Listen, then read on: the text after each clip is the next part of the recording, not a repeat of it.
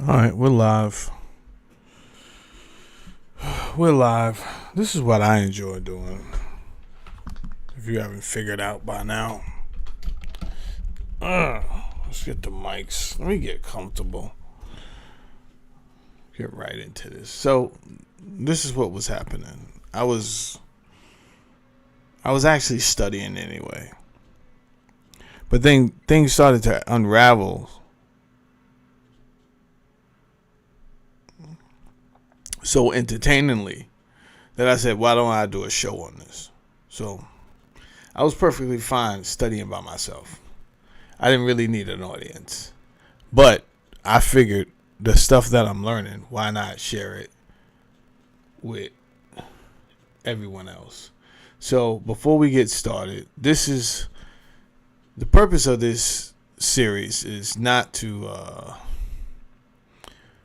insult anybody. Like, you don't have to watch this. Like, if you're perfectly fine. I'm going to get into some very controversial things that don't align with your religion. I don't have religion. You understand? I know why I don't have religion. I'm not doing this show for religious people. I'm more or less doing this show to understand so that I can really articulate the problems that I have with these organized religions, because the histories don't align with what is presented, right? And I find that misleading. But I'm not here in any shape or form to convert anybody to anything that I believe in. Right, and I'm doing this rambling right now so that people have an understanding of get out of here. Right, you don't have to be here in the show. I'm not looking for views.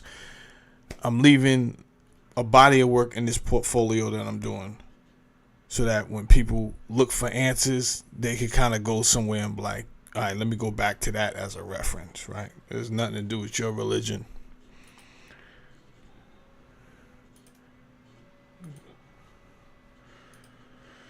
All right, so where was I? Let me go all the way back to the top. Obviously, I was on ChatGPT this morning, but that's not, I didn't go there first. So let me go to what happened on YouTube last night, the things I started looking up last night. Let me go there. You can hear my computer whiling in the back. That's okay. What video was it? It was this video right here. Without maybe putting... All right. So I'm going to open this up. And let's go ahead and start. Now, somewhere around the 8-minute mark, this guy starts to cook. Let's just say right around here, right? Let me turn the volume up a little bit. Of the Most High, where the Elohim, the gods, sit around and they divided the nations. Hold on. I mean, I can give you examples if you would like one. All right, so I was watching this show right here. We'll get to the name of this show in a second, because I think I want to promote him. But anyway, I think that's Dr. James Tabar that's talking, right?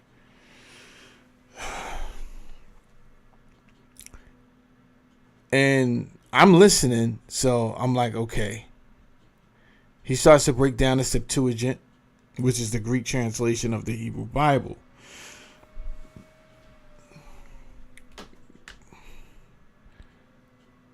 If you're really going to start to understand and not play around with religion, if you're really going to start playing around, and you should not play around with religion because it's something you believe in, right? So, and you're putting your life on this, right? And it may take some balls to do. Balls mean courage, right? It may take some courage to do, because number one, you're definitely scared of your God, right? But I don't know if people are really reading their Bible and being honest. Because if they was, the things that they teach us in Bible, in the church, was that God was omniscient, and he was all knowing, and he was everywhere. He was all-knowing and he was everywhere. And then you could clearly see he's not all-knowing, and he's definitely not all-knowing. And I don't think he's everywhere. Do you think he's everywhere? Let's get to that. Good morning. Good morning. Okay, we got some people here. We got some people here that's interested in having a real conversation. And I never like to enforce myself. You know what I'm saying? This is you hit the like, you hit the button to come over here if you want to watch. You know what I'm saying? So salute to Santiago. He's in the building. You know what I'm saying? He's usually here for it. He's usually here for intellectual conversation about religion. We got this guy in the building. This guy's already getting started. We got Uncle Andy in the building. I can assure you Uncle Andy has a pen and paper next to him. You understand? You may not need it today because I'm going to record everything, Uncle Andy. You understand? I'm recording everything. And I just want... It's going to be a good one. Let me bring this down so you can see what's going on there. Good. All right.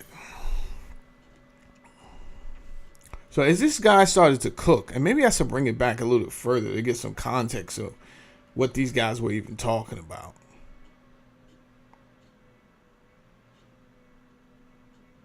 Like, I really want to... First of all, I'm getting older, and sometimes the memory is not that great. So I like to make notes about things now. Definitely. There was a time I could write like 3 songs in my head. I can't do that no more. So there's certain things that come up and I'm like, I know that, I studied that, but I forgot about it. And I have to refresh myself. Like, I have to stay on this conversation. And this is a conversation that I truly do love. Right? So I think maybe I might supposed to be doing this because I'm so entertained by the history of religions. I don't know if it's the catching of the... I don't know if it's a gotcha moment, but it is relief for me every time I say gotcha on some BS, right? Gotcha. Because a lot of people that I know, they're like, yo, you not worried? Right? They're worried about what I'm saying up here about Yahweh. He's a fraud. You not worried, bro? You're not going to make it to heaven? Let me stop you right there, beloved. I don't believe I believe in no heaven that you believe in. Let me stop you right there. Neither do I believe in the hell that you believe in. So the answer is no. But I'm really not worried because the history is showing, right? And if you had the courage to look at the history, which I'm not pressuring you. But if you did have the courage, you'll probably be liberated from those same things, the things that you fear. Because it is so black and white that something was constructed to control people. It is so black and white and apparent. So as I'm watching these guys last night cook, and I'm just going to bring it back. We're at 8:04, 8 minutes and 4 seconds. Let me bring it back even a little bit further. All right. So here's what they're reacting to. They're reacting to an apologist. So I'm going to bring it back 2 more minutes. And let them cook.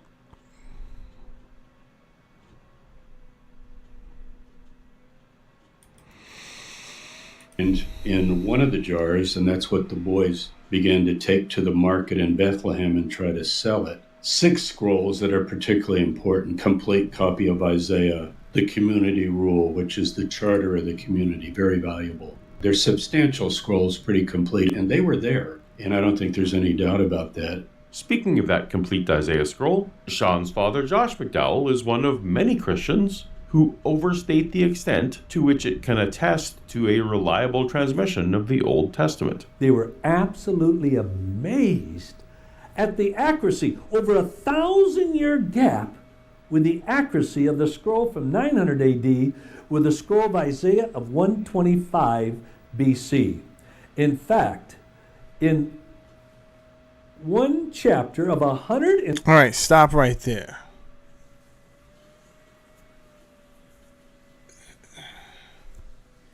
Do we fully trust carbon dating? Is carbon dating a proximity, or is it narrowed down way more specifically to actual date year, right? Is it approximate or or accurate, like dead on, spot on? I don't know yet. I didn't look, but I'm assuming that carbon dating and our tools to backdate things are like an approximity. That's number one. I just want to talk a little bit intellectually today, right? That's number one. Number two, can the results be compromised? Meaning, you had people who was an authority before carbon dating who got to say, okay, these records go back da da da da da. First of all, how do you know that? Second of all, suppose you're trying to create a narrative.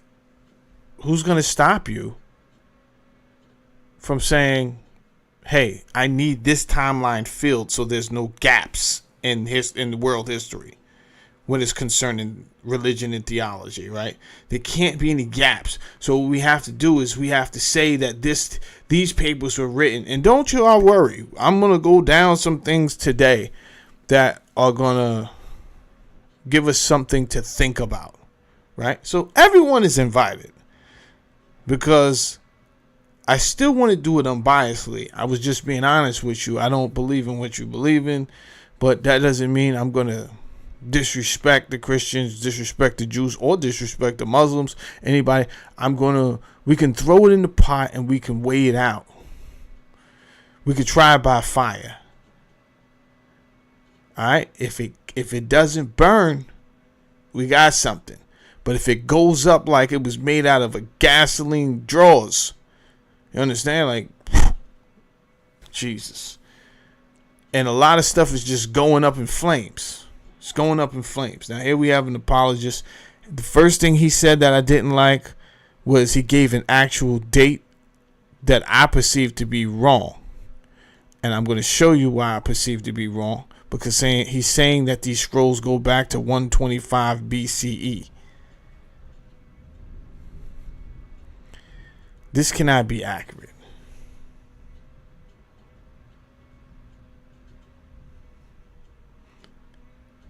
But never mind my opinion of it can't be accurate.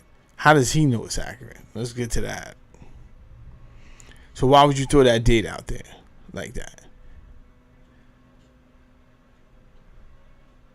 Right? Actually, my saying that it can't be accurate is wrong. It could be accurate. Let's take it from that. I'm wrong. It could be accurate. How do you know it's accurate, though? Let's get to that. How do you know it's accurate? Bring it back one more time, because we'll go into all of these things. Extent to which it can attest to a reliable transmission of the Old Testament. They were absolutely amazed at the accuracy, over 1,000-year gap with the accuracy of the scroll from 900 AD with the scroll of Isaiah of 125 BC. In fact, in one chapter of 166 words in Isaiah, in 1,000 years of transcription, there were only 3 letters that were different. And it was a letter that made up the word light after 1,000 years. All right, before they cook him,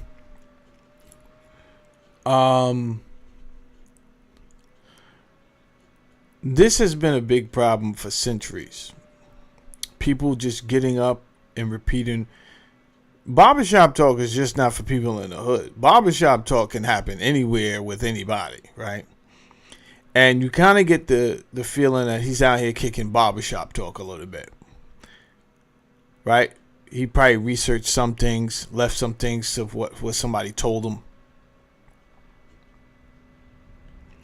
Nice to meet you. Good morning, Nate Higgins, or Higgers. And I don't know if that's a play on hate niggers, but good morning anyway. I'm glad to see you got time for humor. There's always time for humor. I'm not too serious to have humor. Well, anyway, welcome to the show. Don't nobody shoot him. Don't nobody shoot him. Welcome, Seneca.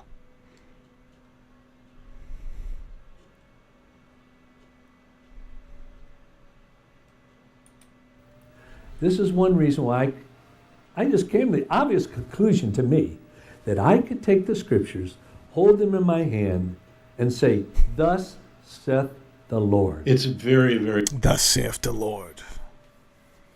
Thus saith the Lord.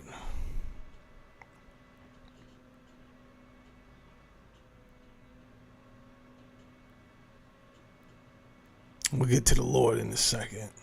Thus saith the Lord. All right.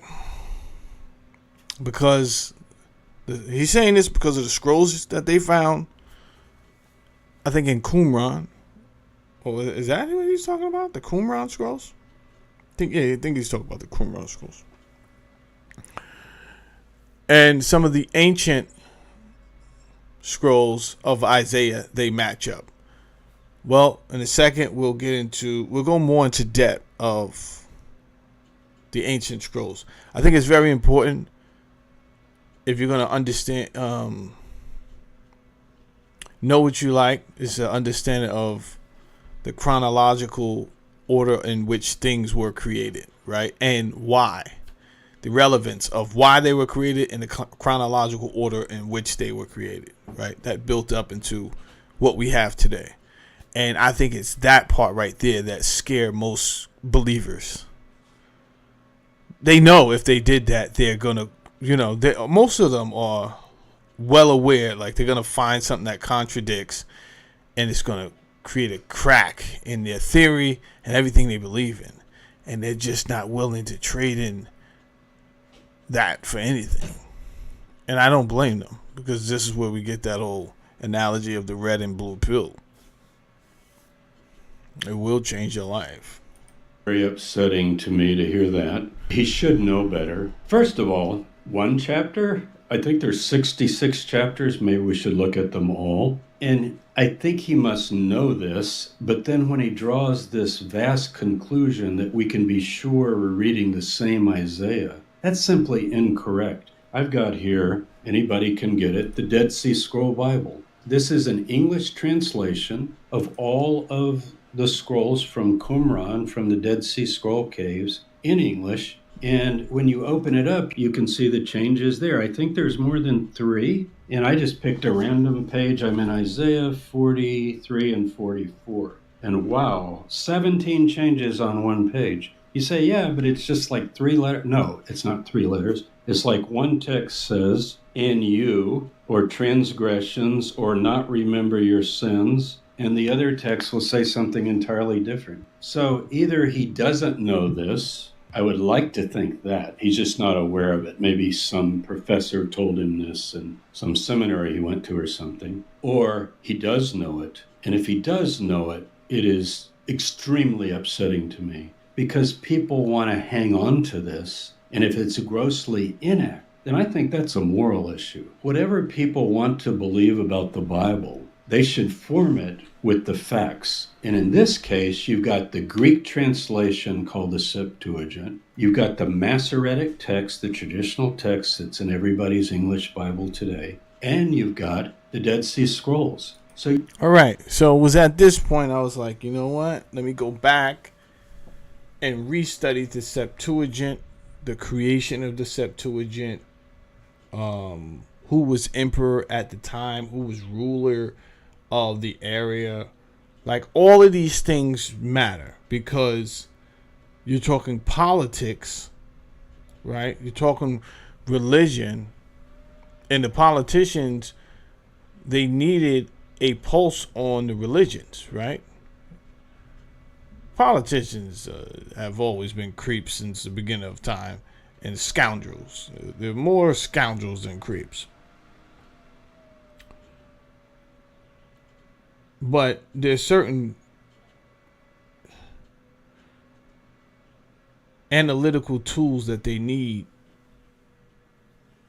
to reference if they're going to be a good politician. This is why you see Ted Cruz up there quoting the Bible, and he messed that all up, didn't he? He messed that all up. And up there with Tucker Carlson, we may take a clip of that today. Take a look at that.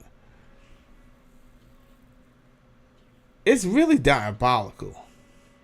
But they got on his ass. He went to say something that the Bible says that if you bless Israel, then you will be blessed. Oh, they smoked his boots. Smoked his boots. As they should. Politicians up here using religion again. And freaking 2025 to control people. Right?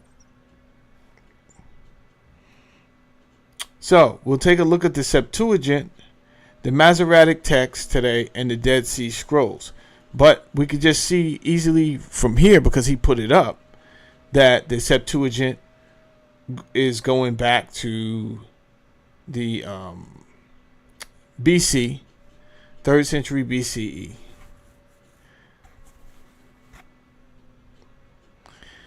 But this is a Greek translation of what?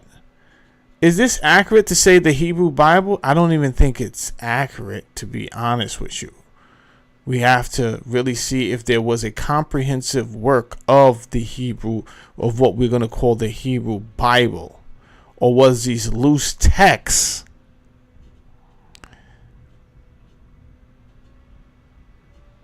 in a pool of Hebrew text. Then we're going to take a look at the language. I'll give you a lot to think about. We got the Masoretic text down here, which is 6th century to the 10th century AD. So you're talking 500 years later. That doesn't even, let's not even worry about that.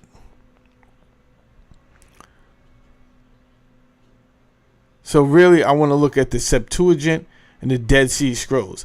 That Masoretic text, that's what we're kind of going off of today, right? The King James Version and all that other stuff. We'll get to that last. Let's go. What we're going to do is go back, way back.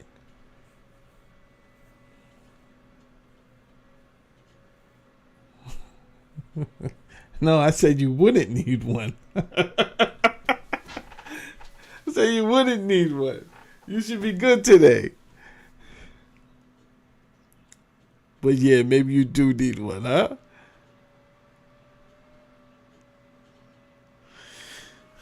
All right, let him finish cooking though, because he didn't even start cooking yet. He's about to start cooking.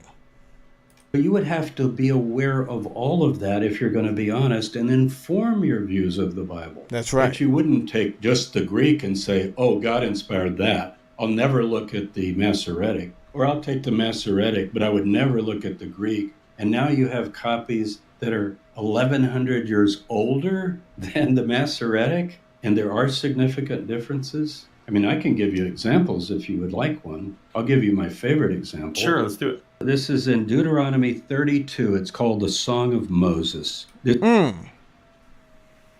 Deuteronomy 32, the Song of Moses. This is, coincidentally, he chose one of our favorites, right? This is one of my favorites, right here. I love this. I've spoken about this right here. Let me bring this in a little bit right there. All right, cool. And just in case, he's going to reread it. It says, when the Most High divided to the nations their inheritance, when he separated the sons of Adam, he set the bounds of the people according to the number of the children of Israel. Now, just a second ago, I just told you that this KJV version, King James Version, is basically based off of the Masoretic text, which we all just seen was like 500 years even after the death of Christ. Allegedly. It was the 6th century. Now, my question is, in 500 years, what could go wrong in a translation 500 years later? What could possibly go wrong? Jamel? That you guys are worried about if I'm worried about Yahweh or not. Don't worry about me. Worry about if things were changed to manipulate your thought, and control you. Worry about yourself. But if you're going to do the same thing I'm doing, I'm going back at least and doing the knowledge, okay, which was written first. Let me let him cook. This is the Masoretic text. If you open any English Bible, you'll tend to get this, unless it's a modern translation that has adapted and adopted the newer readings. Okay. When the Most High divided the nations their inheritance, when he separated the sons of Adam, he set the bounds of the people according to the number of the children of Israel. Now, that's King James Version, RSV, ASV, NIV, all of them, Masoretic texts. Listen to this, Dead Sea Scrolls. When the Most High divided the nations their inheritance, he separated the sons of Adam. He set the bounds of the people according to the number of the sons of God. The B'nai Elohim, they're mentioned in Psalm 86. This is that angelic council of the Most High where the Elohim, the gods, sit around and they discuss things. Look it up in Psalm 82. Now, what are we going to do with that? The Septuagint, by the way, agrees with the Dead Sea Scrolls against the Masoretic text. So here we've got two textual traditions that agree with one another, and the one everybody thinks is inspired by God doesn't agree. And also, if you start analyzing it academically, which you should, it's not skeptical to want to deal with facts. What you finally... He got to say that again. He preaching the word, ain't he? You like, no, he's not. He's the devil. Listen, all he says is not skeptical to want to deal with facts. And I agree with him. There's nothing skeptical about wanting to deal with facts. And many people that consider themselves to be religious, which is kind of like, it's just ridiculous. Well, that's a whole nother story. Let me not get into that. They don't want to look at the facts. They're already in a routine, right? And God forbid you're really not trying anyway to really live. When I really changed my I think I started to live more what we would call stereotypical, closer to the walk of God when I left religion, right? Because I wasn't doing it out of pressure. I wasn't doing it because I felt like, I can't sin. I wasn't doing it because I thought I was going to hell or heaven. But the principles that I have formed and try to stay close to, it was just because that's just who I wanted to be. That was just it. That's just who I want to be. And I knew the importance of knowledge, evolving maturely through wisdom, which can only come from the understanding of that knowledge.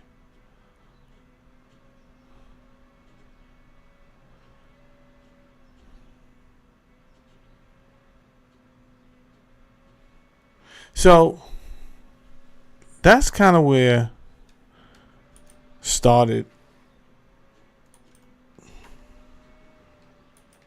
me on this journey with ChatGPT this morning.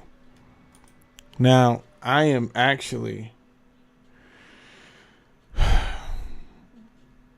you guys are late to the party. Let me see if I can zoom this in a little bit for you. Okay. So I say, let's talk about the New Testament. When was it supposedly written? ChatGPT says the New Testament was written between approximately 50 CE and 120 CE. Though scholars debate exact dates for some books, here's a general timeline of when its main sections were likely written, right? So it gives me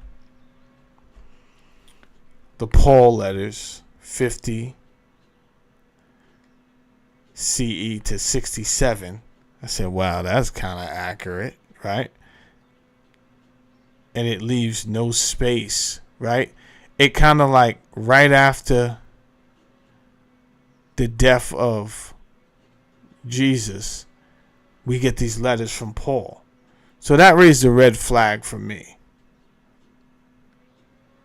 And I said, who estimated those timelines? But we'll get to that. Earliest NT text, New Testament text, includes Romans, Corinthians, Galatians, and some may be pseudonymous. Yeah.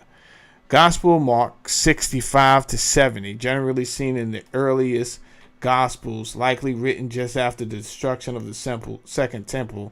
So you got Mark, Matthew, Luke,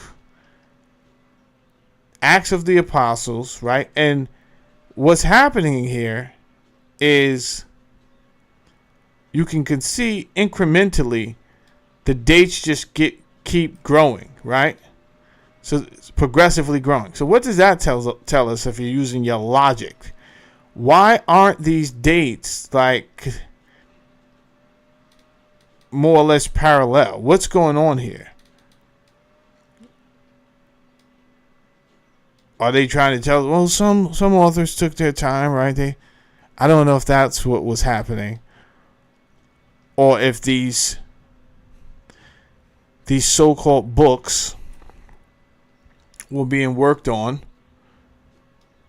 by not these people, but by other committees, and they just weren't ready for the public's eye until allegedly these times, right? So that's one thing we'll look at, right? But what I do know is if you're going to have a story about Christ and Christianity, there can't be gaps. They have to make sense. If no other history, theologic history, right? Because chances are world history is not going to have any history of these things.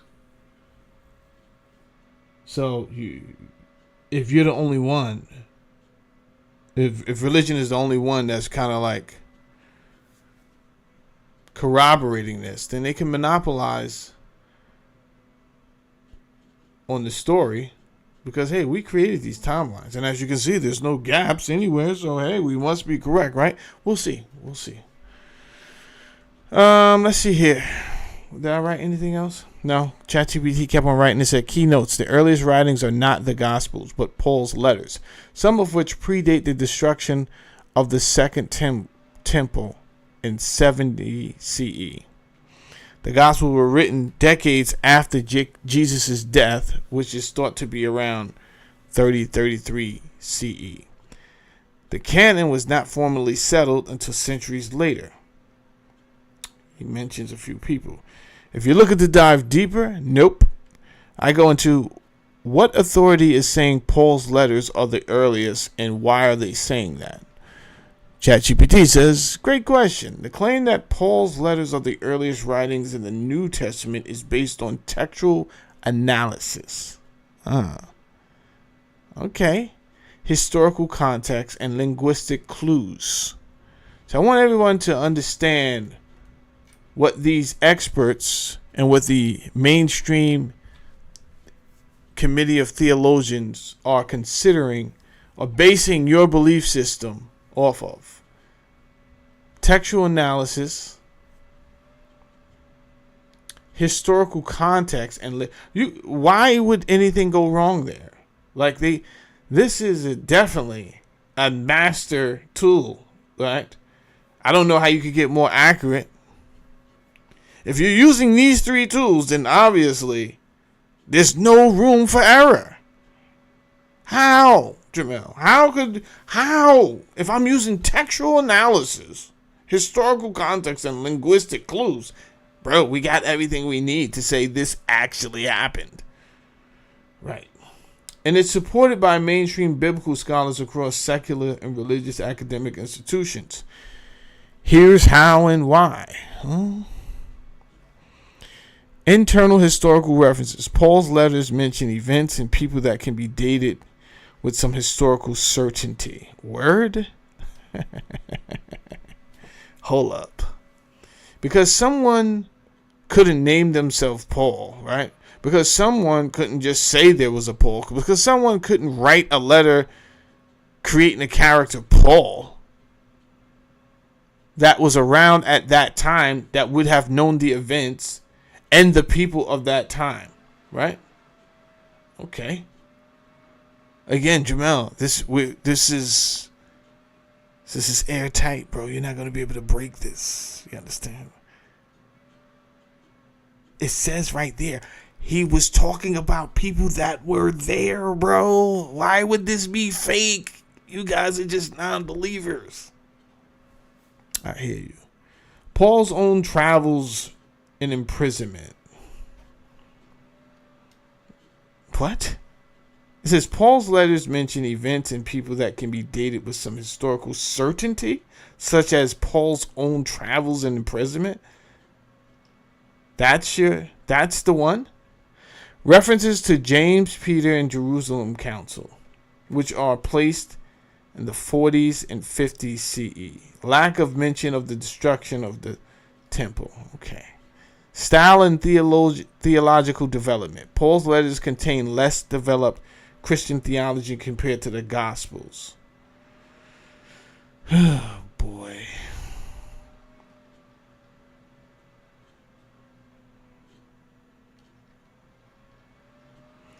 I think I'll move on. I say, why do you think Paul wrote in Greek and not in Aramaic or some other language? And then ChatGPT starts to really cook with me and give me some answers. It says, excellent question. And it opens up a big door into the world of language, culture, and politics in the first century. Yeah, let's get to that. Because the rest of the stuff you're talking about insults my intelligence. And I'm not that guy. Right? I'm asking you a question and you're telling me, oh, it was certain that Paul wrote this because he talks about his own travels and imprisonment. What are you talking about?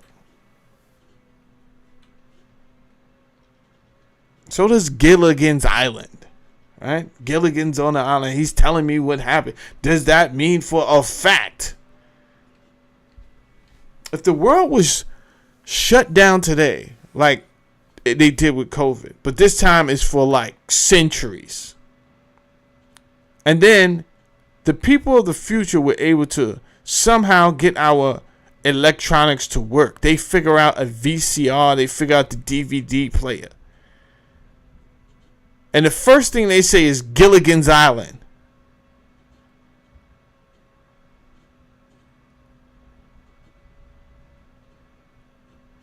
You're not going to be able to tell these people that, no, Gilligan really didn't exist. It was just you'll never be able to tell these people that.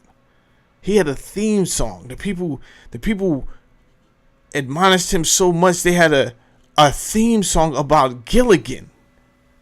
Right? The whole story. They're going to have theological classes on Gilligan.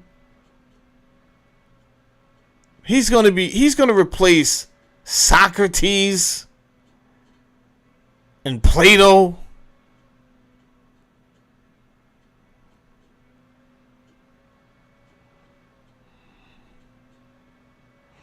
We got Larry P in the house.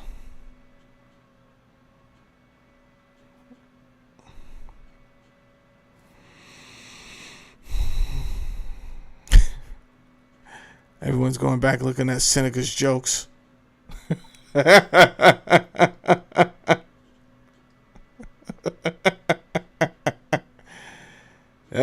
Seneca.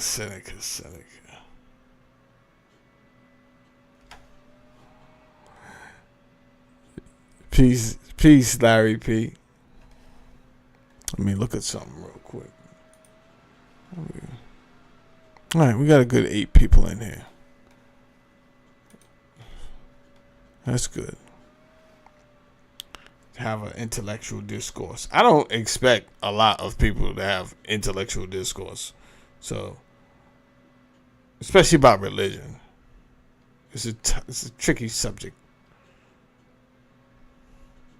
Anyway, I asked him a question. Why do you think that Paul wrote in Greek and not in Aramaic? And ChatGPT responds, Greek was the lingua franca of the Eastern Roman Empire. In Paul's time, 1st century CE,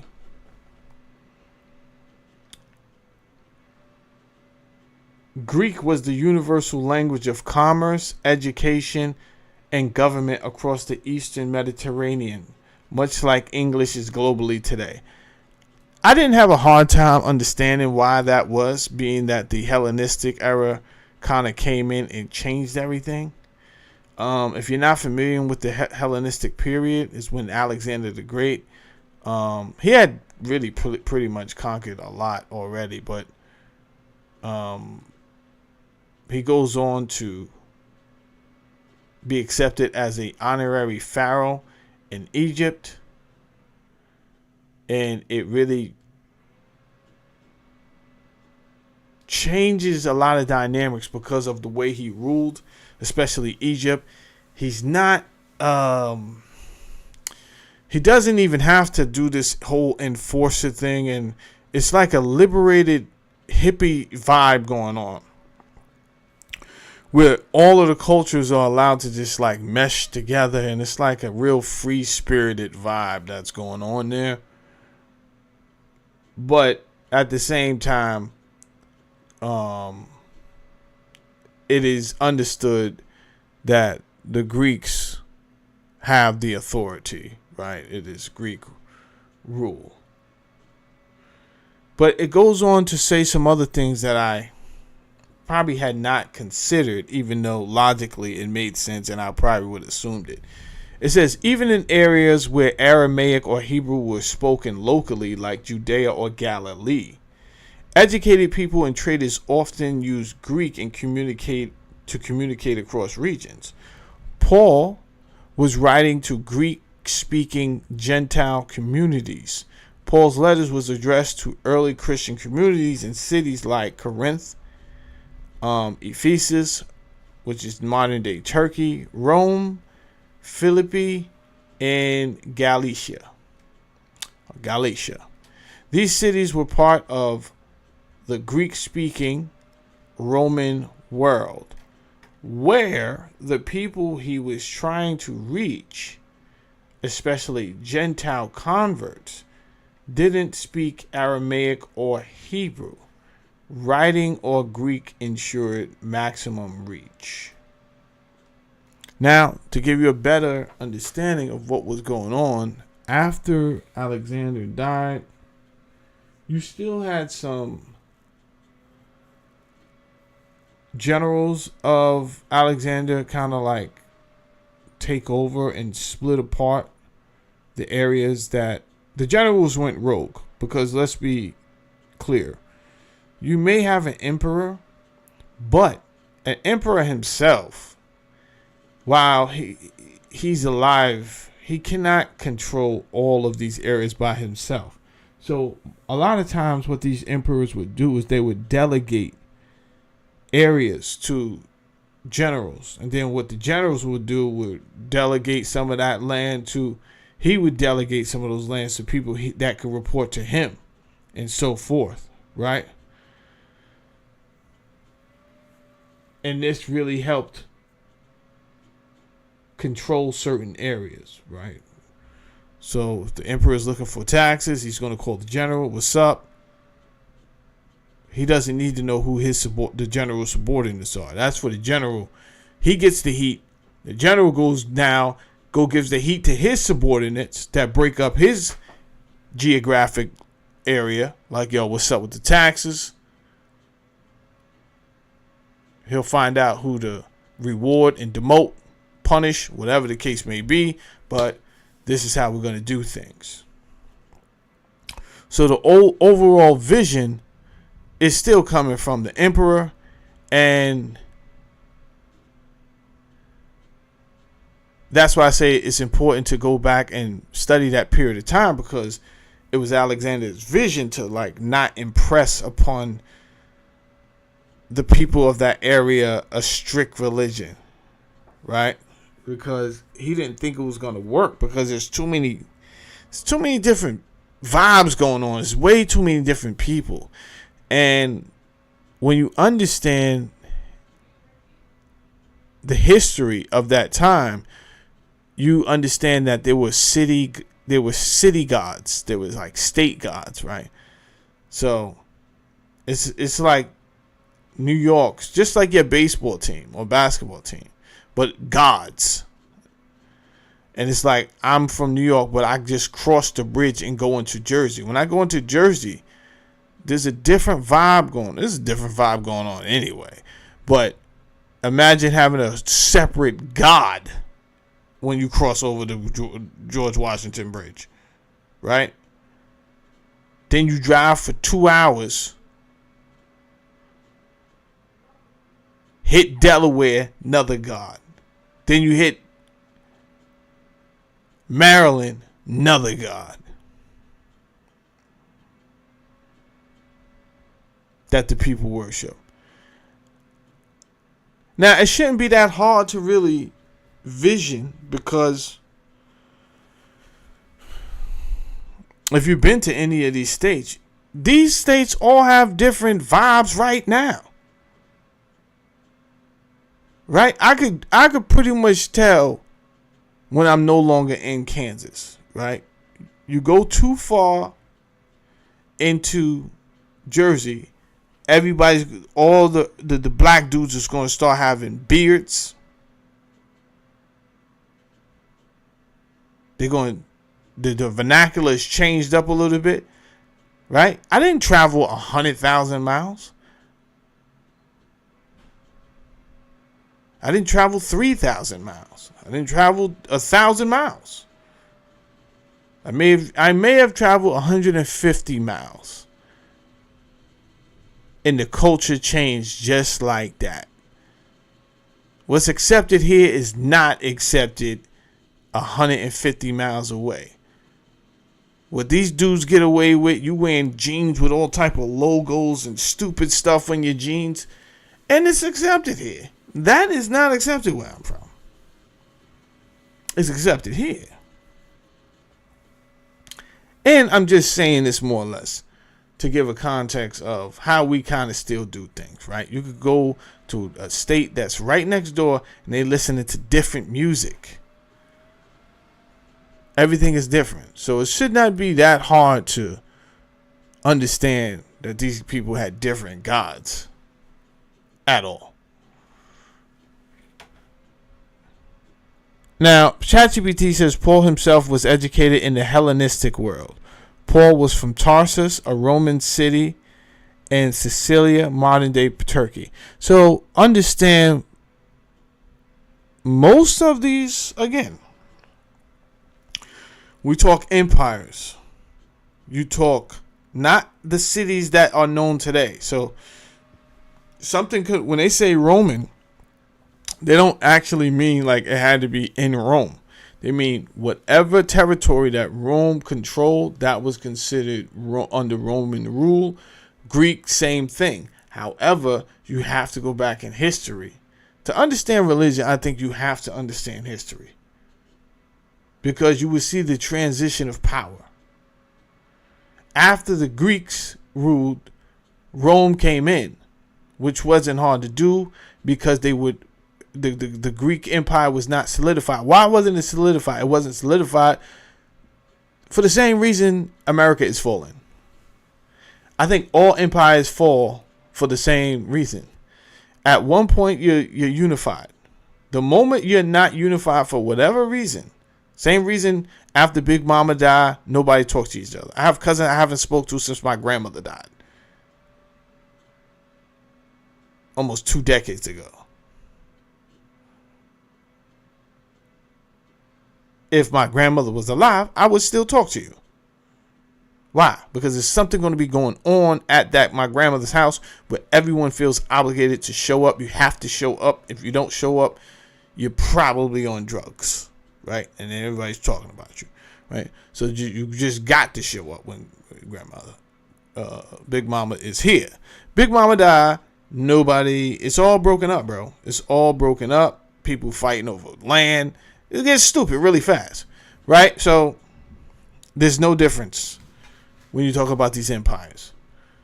You had Ptolemy, you had different generals that were controlling certain areas.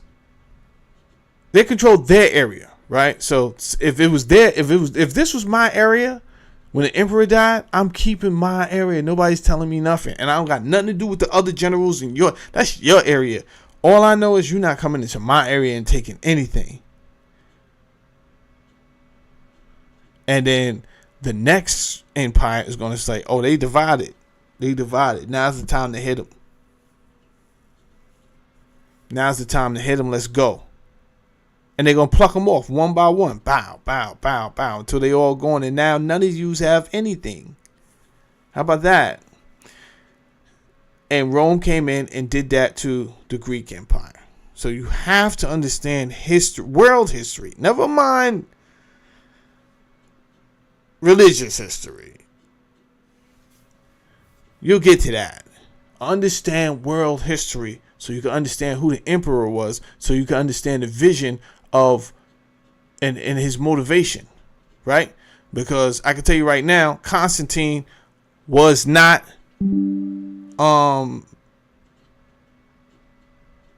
Alexander the Great, where he was more lenient.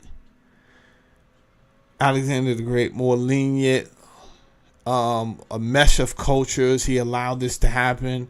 That really wasn't Constantine's vibe. You know what I'm saying? It was more dictatorship, control. We'll get there. I don't want to rush. Paul was from Tarsus, a Roman city in Sicilia, modern-day Turkey, known for its schools and Greek culture. Acts 21:39, Paul quotes Paul as saying, I am a Jew from Tarsus in Sicilia, a citizen of no ordinary city. He also claims Roman citizenship, suggesting a high level of education and likely fluency in Greek, the educated and administrative language of his environment. Greek allowed Paul to spread his theology ideas more widely. Okay. So we kind of get an idea better of why Greek was the common language amongst everyone.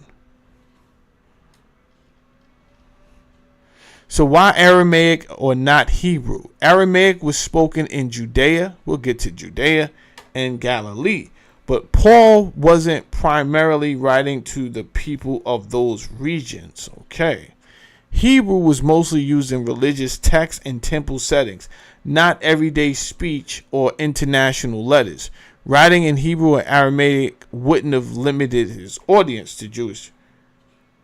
Writing in Hebrew or Aramaic would have limited his audience to Jewish insiders. But Paul's mission was explicitly to Gentiles, non-Jews, as he states multiple times. Okay. I write the Septuagint or the Masoretic text which version came first.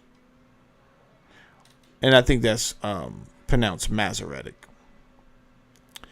The Septuagint came before the Masoretic text by several centuries. Here's a breakdown. All right, this is important. Let me zoom out here. This is important if we're going to understand. If you're going to know what you understand, understand what you love and be behind it. I think this is important. Because, listen, we could go through all of this and it could lead you right back to where you're at just with a greater understanding. Or we could go through all of this and you could have 1,000 questions that kind of like, you need clarity on what it is that you thought you believed in. I think the big question is, do you have the courage to do that? Me, I need answers. It's just that simple. So the Septuagint, we find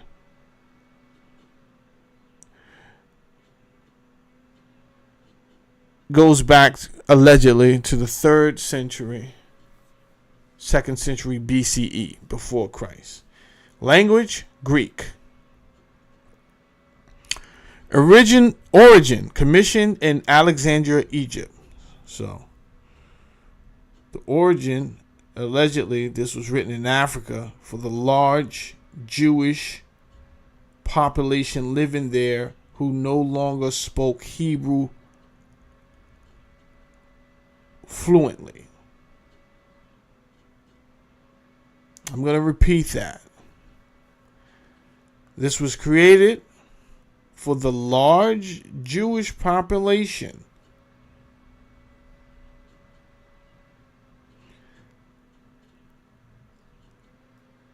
who no longer spoke Hebrew.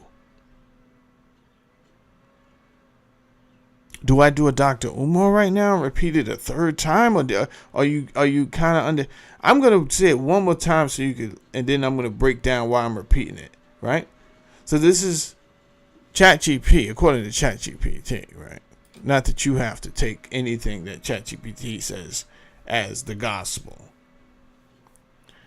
but I think at best it gives us something to think about. So ChatGPT says the Septuagint was created for the large Jewish population in Africa, specifically Egypt, that no longer spoke Hebrew fluently. And I said, wow.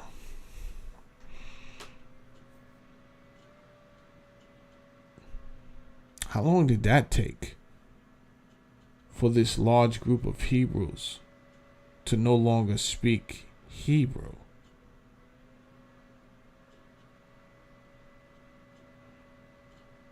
Or these large group of Jews that no longer spoke Hebrew? How long did that take?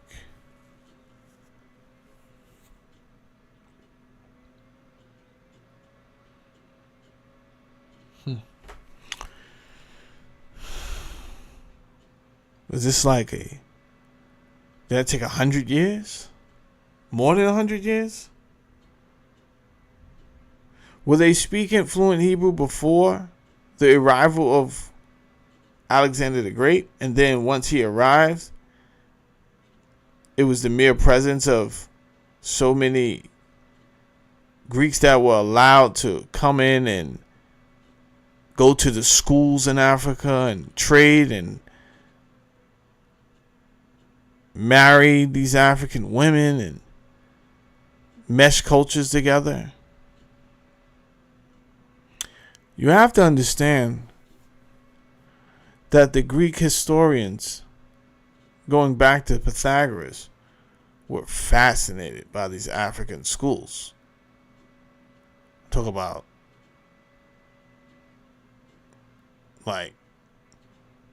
dramatically fascinated, to the point they're waiting outside of schools for a year to be accepted in. Then they're staying there for 20 years, right? Then they're taking the knowledge that they got from the African schools back to their nation and teaching. And this is years before. Centuries, mind you. This is centuries before Plato and Aristotle and Socrates.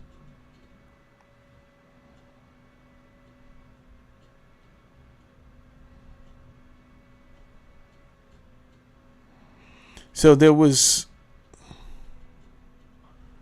a different type of focus on Africa, and specifically Egypt. There was a different type of focus. So I don't find it odd that once Alexander, and we'll look this up, but I think Alexander the Great's mentor was Aristotle. I'll look it up. All right.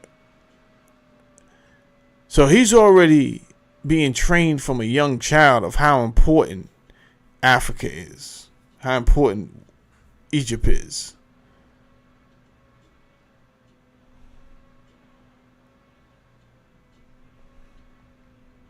But it just so happens he's the one, right? He's the one.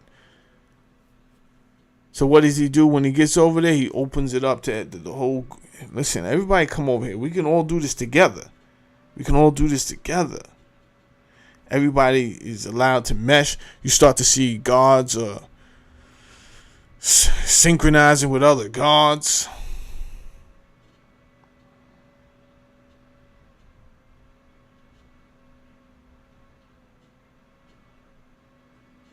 And I think this is when we start to see the birth of Hermes Trismegistus, which is a mesh between Hermes and Thoth.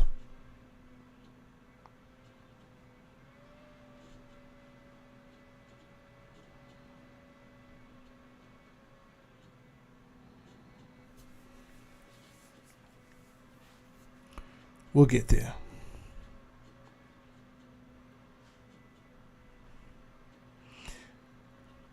Contents. It says the contents were Greek translation of the Hebrew Bible, Torah, and other books.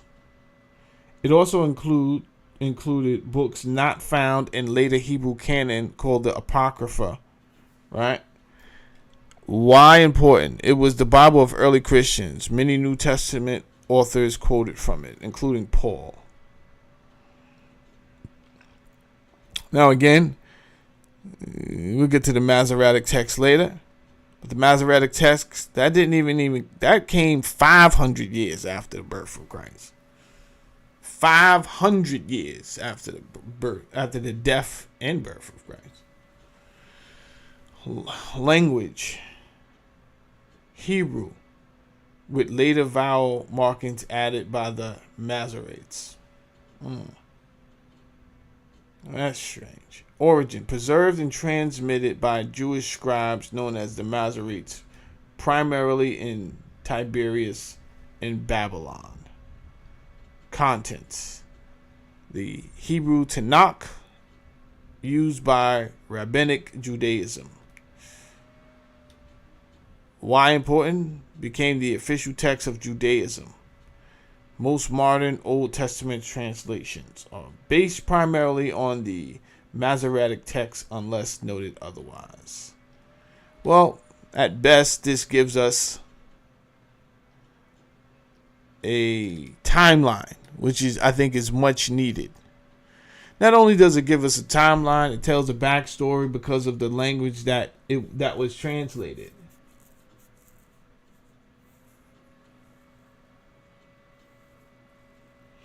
I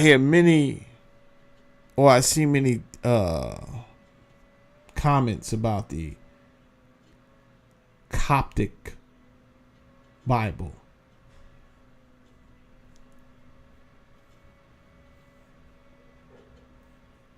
And they're referring to the Egyptian Bible, but if you're paying attention, the Septuagint was created in Egypt. So it makes sense that they had access to what we call the first translation of the Jewish text. Matter of fact, what's my next question?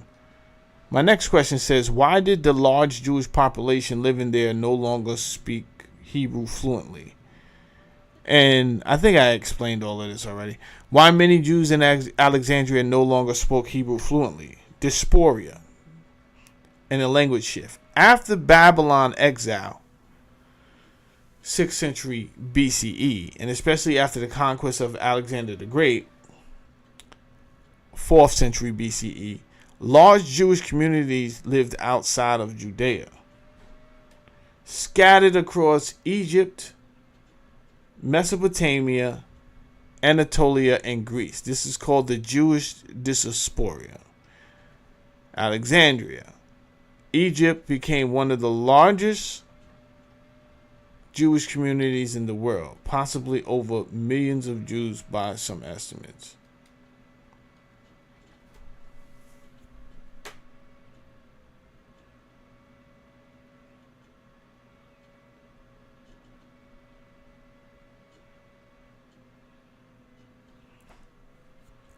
I can't say that it's not true. I can't say it's true. So I have to use my logic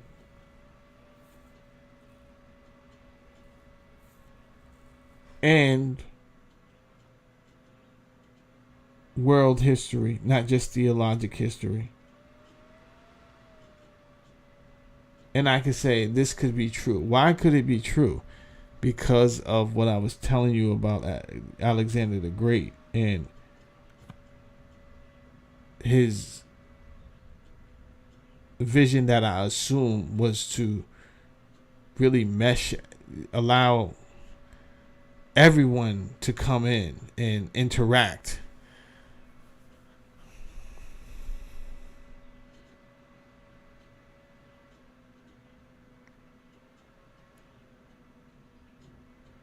But with what was going on here in this city, right?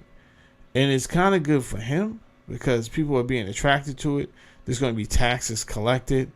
So it's good for him. Like the currency, the economy is going to be booming, right? So we got schools, education centers, opening up to the world, to the masses.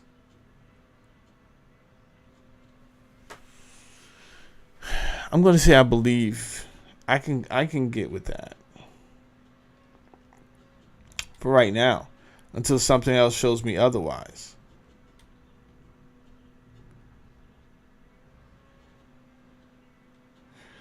As with most immigrant communities over time, new generations adopted the dominant language, which in this case was Greek, the common language of Eastern Mediterranean under Greek rule. Hebrew became more of a sacred or scholarly language like Latin in the medieval Catholic Church. Yeah, I remember the last time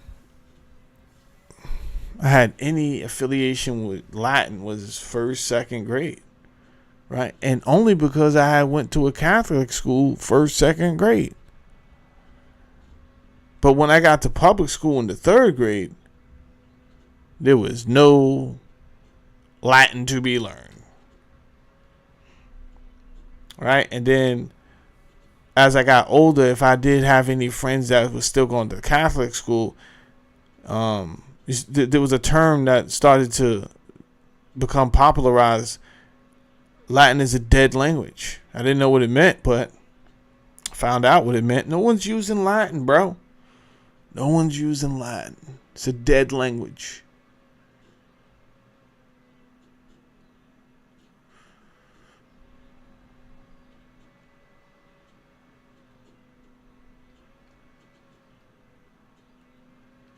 Yes, Uncle Andy. That's why these conversations are important, right?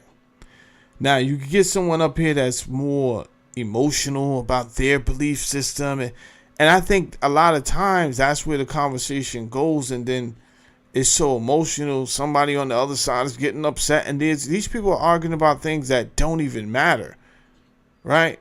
Like, I'm not about to argue what Paul said in the Bible if Paul is a fictional character. Let's get to that. Not about to argue what these people said in the Bible if the Bible was like not even real, the characters, right? We have to get to that part.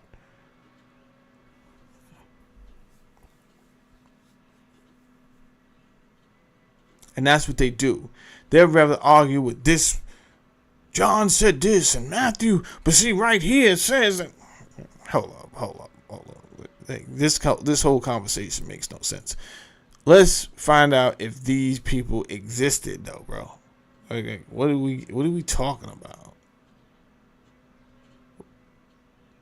Very convenient for Paul to pop up 40 years after the Christ.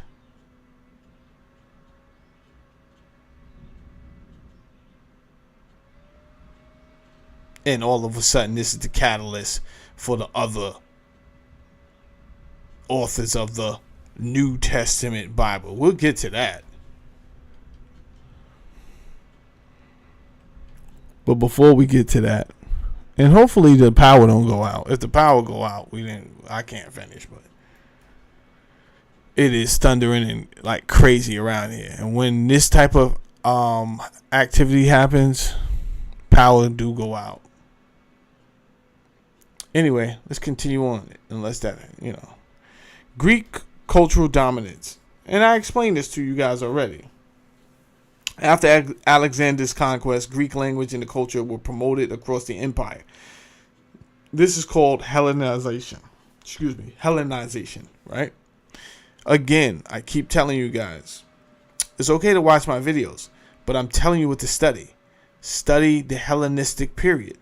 That is a big breakthrough. That's where you should start. If you want to, because from the Hellenistic period, you could go backwards, you could go forward. That's why I love the Hellenistic period. You go backwards, you could go forward. It's the perfect place to start. It's right before the creation of standardized Christianity, and it's right after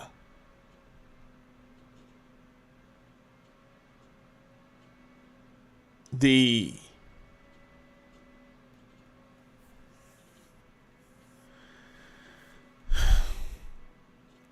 era of history that they never wanted us to focus on. Who's they? The mainstream theologians and scholars. Why do you say that they didn't want you to focus on it? Because we were not really taught about Babylonian culture. We were not taught about Sumerian culture. We were not taught about Akkadian culture. We were not even taught about Canaanite culture. So then these not on top of not being taught about it, for whatever reason, it was demonized. So Babylonian culture is demonized.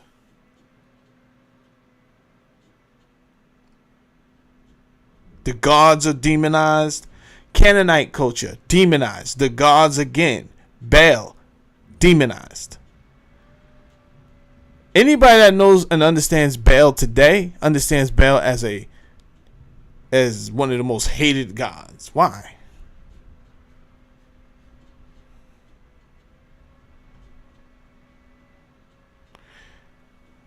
This is why it's also important to understand the culture at that time. This is why I explained to you before about the city and state gods.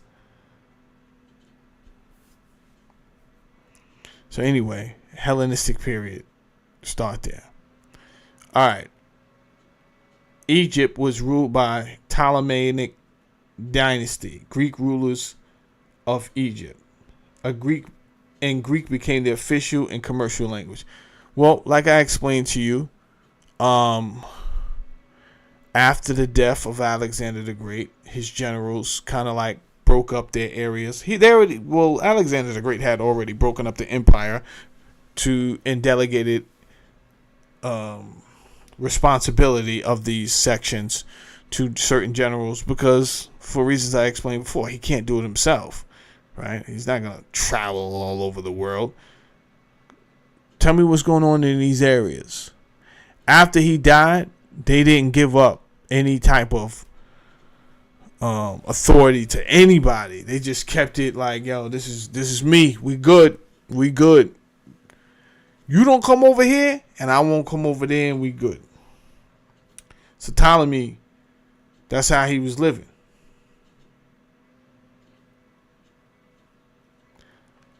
And that left room for him to be exposed, because now he doesn't have a unionization of other of a real nation behind him.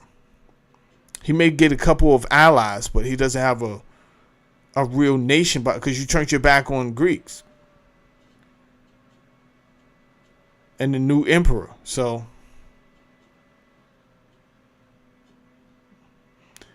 yeah, you're exposed, and Rome seen that, and Rome stepped in and was like, yeah, it's time to give that up, buddy. Jews living in Alexandria were immersed in Greek education, law, daily life, leading into linguistic assimilation. Aramaic had already replaced Hebrew in Judea.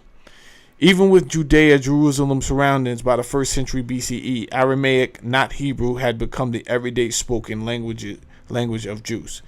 Hebrew was still used in scripture and liturgy, but few used it conversationally. So in Alexandria, even more removed from Judea, it was natural for Greek to replace Hebrew.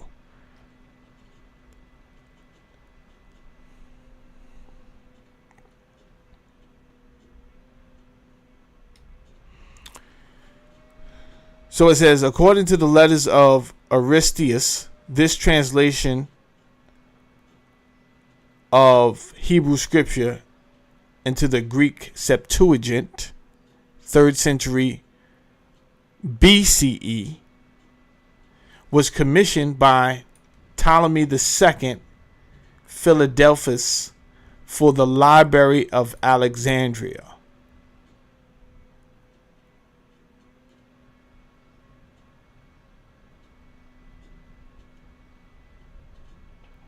Which, if I'm not mistaken, the Rome would eventually come down and burn. All of this information is important for us to understand, because I'm hoping that your logic asks the necessary questions, right? Which is, how much was lost? How much history was lost, and had to be replaced? Because I'm pretty sure they were not really thinking that they would burn the Library of Alexandria.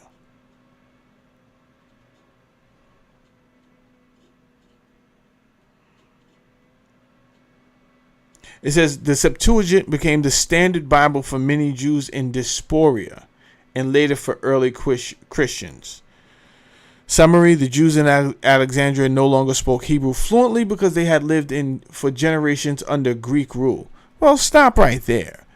They had not only lived under Greek rule for generations, but also Babylonian and Assyrian and Persian.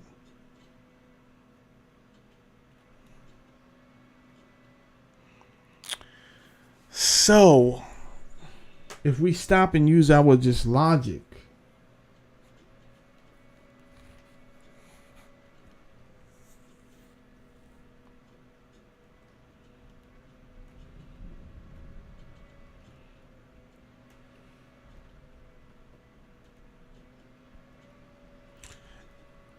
if the word Jew actually meant for the people that came from Judea, which was the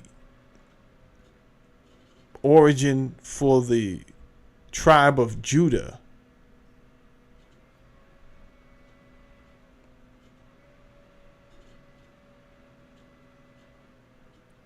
who allegedly was the son of Jacob,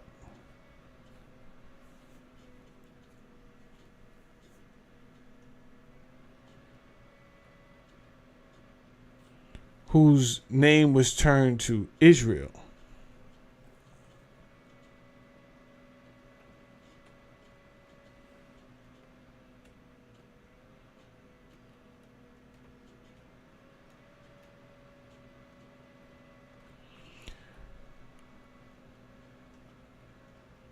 if for generations and centuries you guys were nowhere near Judea,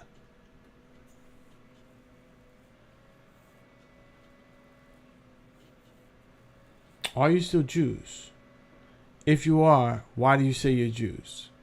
Are you saying you're still Jews because you still carry the belief systems and your ancestors came from that area?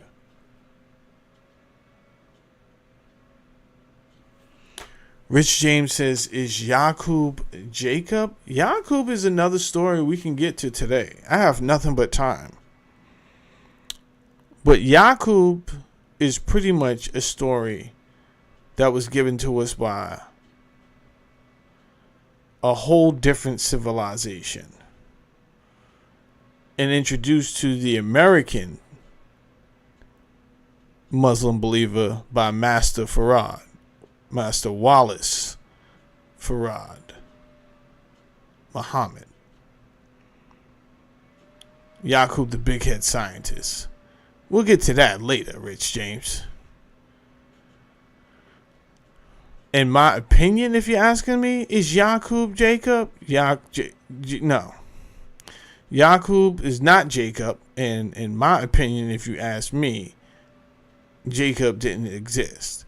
But we are jumping the gun and we didn't even get there yet.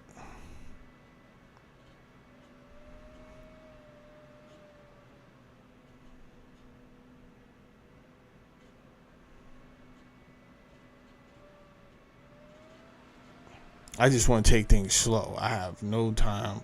I have no time limits. I want to like really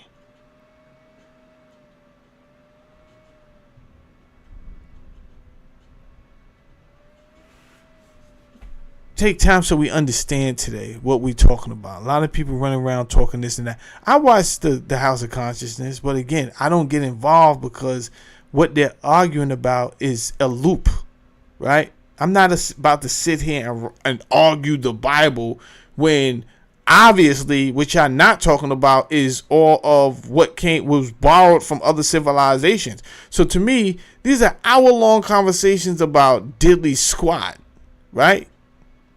Oh, but God said right here. First of all, stop right here.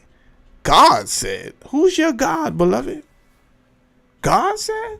The God of the Bible. The God of the Bible was not a primary God before the Bible. That's what I'm telling you. But every time I tell you that, you get offended and you think I'm being blasphemous. When in actual fact, I'm telling you something that is accurate, that can be proven. The God of the Bible was not a predominant God. He was not like a grandiose God. But he was made up at some point to fit in this storyline to give to you. But you cannot find him before a certain period. You cannot find him. These are facts. That's not even to be reputed. Nothing. Like even if you went against me, you would lose. Because I would just go to this area right here, boom. And you're just going to be like, you're not going to be able to find your God. What kind of God is that? I can't find my God. Can't find him nowhere. Don't sound like a God that I need to be involved with.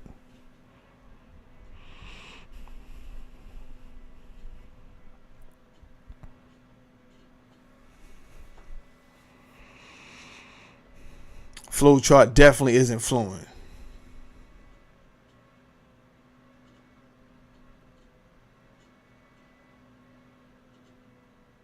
Not too fast, Uncle Andy. You understand? Not too fast. You're going to get to all of that. I don't want you to be, you know what I'm saying? But I just gave that to Rich because he asked. Rich James, I ain't seen Rich James in a second neither. So it was kind of good to see Rich James in the building. Who are the main characters of the original tribe of Judah? That was my next question.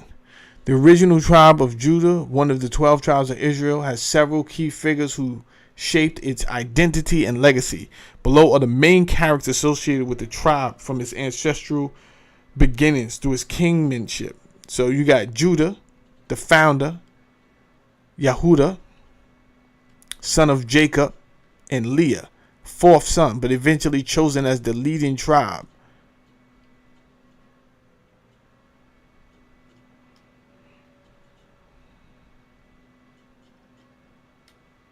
So it is said that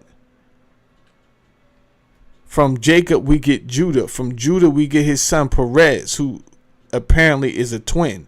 From Perez we get Boaz. From Boaz we get Obed. From Obed we get Jesse. And from Jesse we get King David.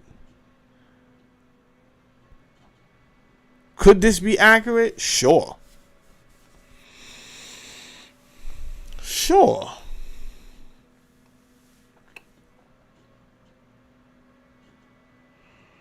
Israel's second king, but first to unite the tribes under monarchy. King David, we're talking about.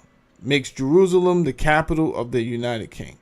It says Israel's second king. Who's Israel's first king? Oh, King Solomon. Solomon, son of David, builder of the first temple. His rule saw the height of Israel's power.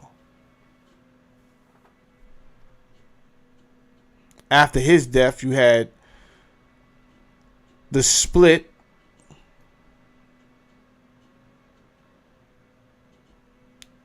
the 10 tribes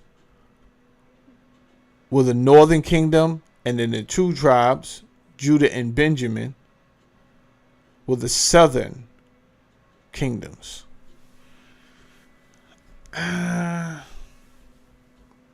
There's a lot to that story to unpack. I don't know if I want to do it right now, right? I don't want to do it right now because we would have to really get into some things. I think that there being 12 tribes is too coincidental with there being 12 zodiac signs, right? So I think the entire story is more numerological or astrological. But there's some hidden meaning. You got an outer meaning story, and then you got an inner meaning, right? I think that's more realistic when you're talking about the 12 tribes of Judah. I mean, the 12 tribes of Israel. I think that's more realistic. And I say that not just because of the coincidental number 12. Could there have been 12? Obviously, there could have been 12, right? But since these people that we call the Hebrews, which I don't know what makes them Hebrew, because they, like, what does that even mean? I'm going to ask ChatGPT what that means and see if I can get a honest answer. But I think I've been asking this question for months. What does that mean to be Hebrew?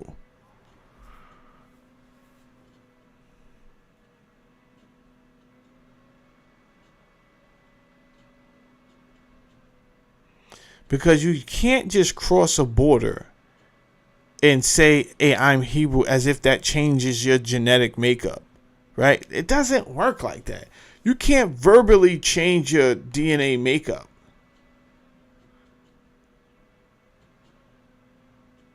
Because that is like a hustle, some type of scam. That's dishonest, right? Because if I know what you did, and I'm like, yo, who's your father? And you be like, Tehran from Ur of the Chaldees. And I'm like, I knew your father, man. You Chaldean, man. You come over here and talk about you all this Hebrew stuff for, bro. We're like, nah, we Hebrew now. What does that mean, though, bro? Huh? I played dice with your father in Ur. Yeah. Hit him for everything. Left with wild goats and cheeses and grapes, even some women. He was a horrible dice player. I know your father very well. What are you talking all this Hebrew stuff? You are from Ur of the Chaldees, man. You're Chaldean. So we have to get into that. So I think it's very coincidental that Israel had 12 sons.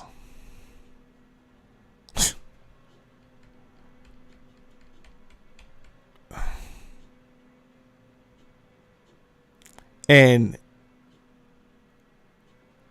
Jacob also was the start of the Israelites. Irvin Mack was good, bro. We got Irvin Mack in the building. Like, that's coincidental.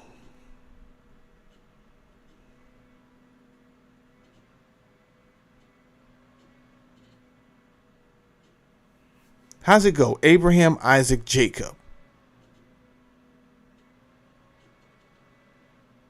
And I believe Abraham's first name was Abram.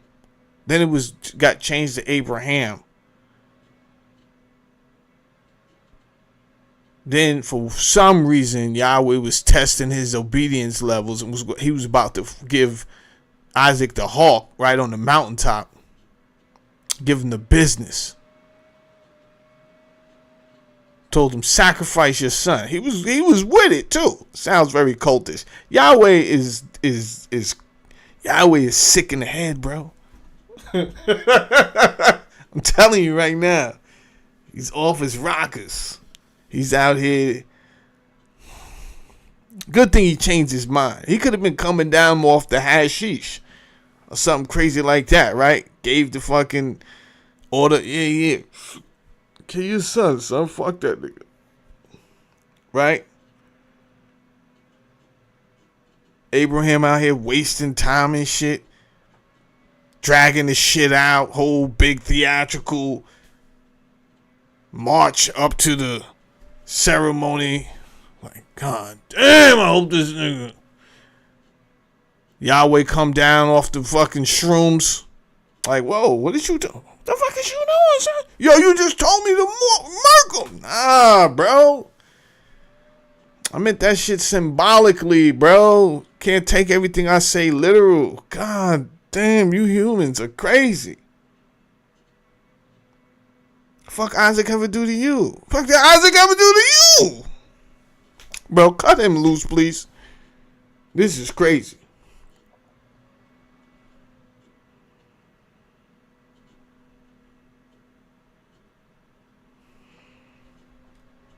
King Solomon. The kings of Judah. We're not going to get into that right now. We'll get into that later.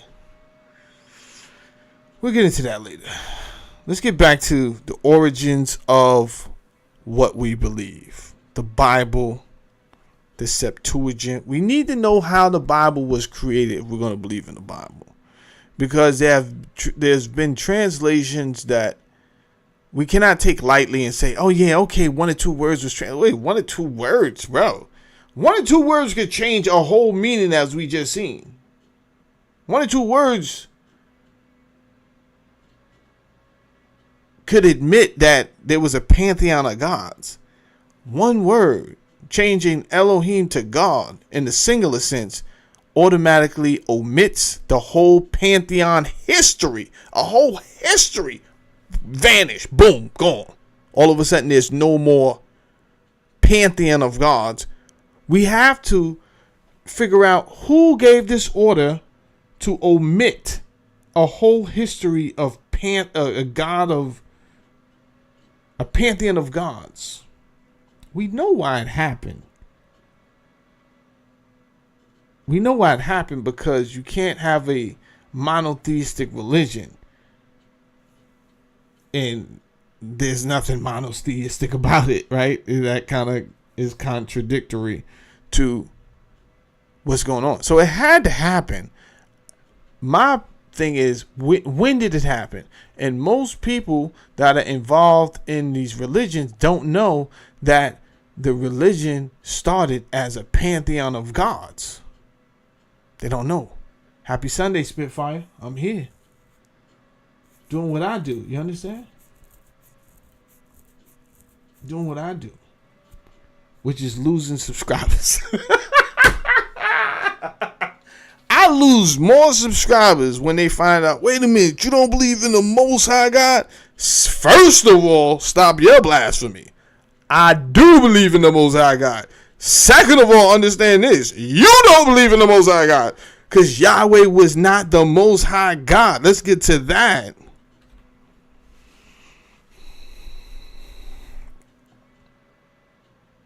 And this, you cannot dispute me on this. This is nothing to, you're going to lose. Don't do it. You're going to lose.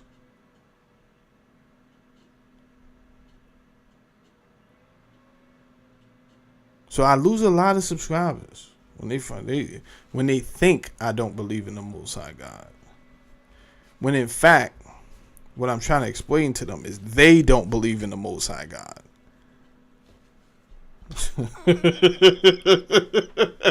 Which is ironic, right? They're like, oh no, I can't mess with this dude. He don't believe in the made up God that they gave us and forced us to believe in. Can't mess with a dude like that. Really? So my next question was, so was the Septuagint written from another book or oral conversation?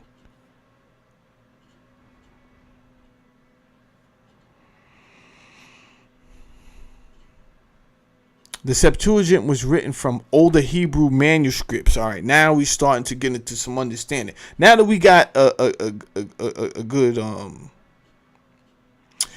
Spitfire, I love that phrase. Who do you say that I am? And Peter said, he says that I say you are the Messiah. He was out here gassing Jesus up. Like, huh? Jesus was gassed. Like, word, son. Yo, son. Upon this rock. Upon this rock, I built my church. That's what, hand to God. My son said, I'm the Messiah. Jesus was gassed. We'll get to that to another day. Because who they saying Jesus was, they not really. I was one of the first people up here. I see a lot of videos up here now talking about the Essenes and all that, and they still getting it wrong.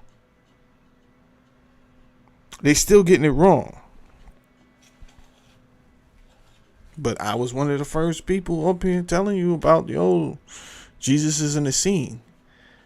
You know why? I didn't come to YouTube and start studying this stuff. I was having these debates before I ever got to YouTube, bro. So I already had a script in my head. When I would come across people, I would stop people, right? People like, hey, you coming out minding your business at the A&P. And it's always some young dude who just got released from prison who started going to church. He's like, yo, I just want to invite you, introduce you to Jesus. And you like, yo, bro, I've been looking for a dude to do my lawn. Where's Jesus? No, not that Jesus, bro. That's Jesus. Yeah, nigga, I've been looking, he had the good rates. Then he disappeared. I thought ICE picked him up. He's like, no, man. Jesus the Christ. I'm like, Jesus the Christ? Oh, we having that conversation. Oh, God. All right, before we get into any deep conversation, riddle me this, Batman. If you can riddle me this, then I'll continue this conversation. But if not, I got to get the fuck up out of here. What type of Jew was Jesus? And usually when I say that, they just like, it'd be deer in the headlights type shit. Like, what? No. This is not a Rumpelstiltskin moment where, you know what I'm saying? Like, I don't got all day.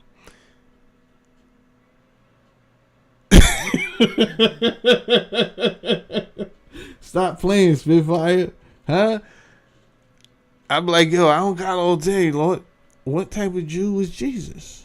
You're like, I don't understand the question. Exactly. Which is why me and you are not supposed to be talking right now.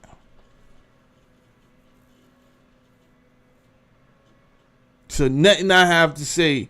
Go find that out. And then the next time you come and see me at the A&P, minding my business, if you know the answer to that, I give you permission to stop me and have a conversation about introducing me to Jesus.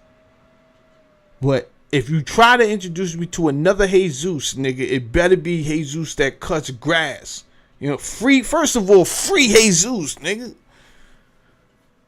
This nigga was over here minding his business, charging $25 a lawn. $25 a lawn. I just woke up one day looking for Jesus. My fucking grass is knee deep. I'm like, where the fuck is Jesus? And we already know. Tom Homan caught this nigga lacking. Coming outside of a New Jersey bar. 2 a.m. with no license, no insurance. Got him. God. Got him.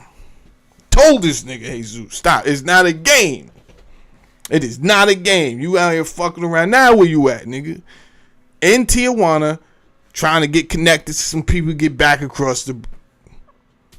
Told him, stop fucking around, bro.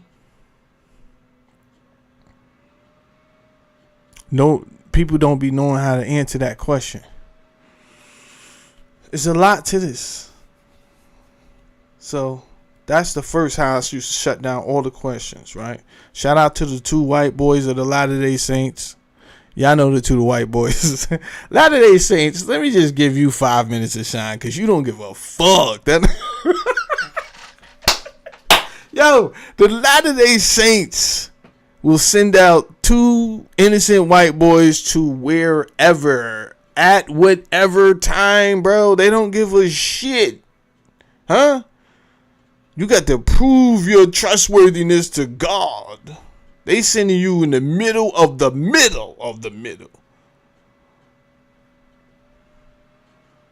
Got these niggas in the 4th Ward, Compton, East New York,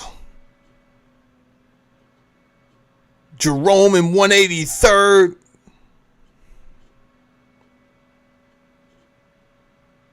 You know what's real? Don't nobody fuck with those 2 white boys. Which I appreciate, right? No matter how hard we got it on earth, don't nobody out here just set it on these 2 white boys. They just they just let these 2 white boys that the Mormon church sent out. I be feeling like, yo, why you do this? Is this a setup? They out here knocking on niggas' doors and... Do you know, can we introduce you to... No. This time was the one time I thought you was going to knock on my door and offer me the 24-piece microwavable set. You niggas don't got a... This ain't about a microwavable set.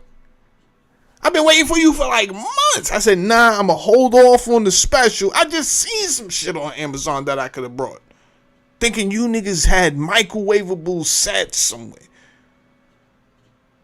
And this whole time, you was out here trying to introduce niggas to Jesus? I gotta go check the deadline on the fucking Amazon discount now. Fucking with you 2 niggas.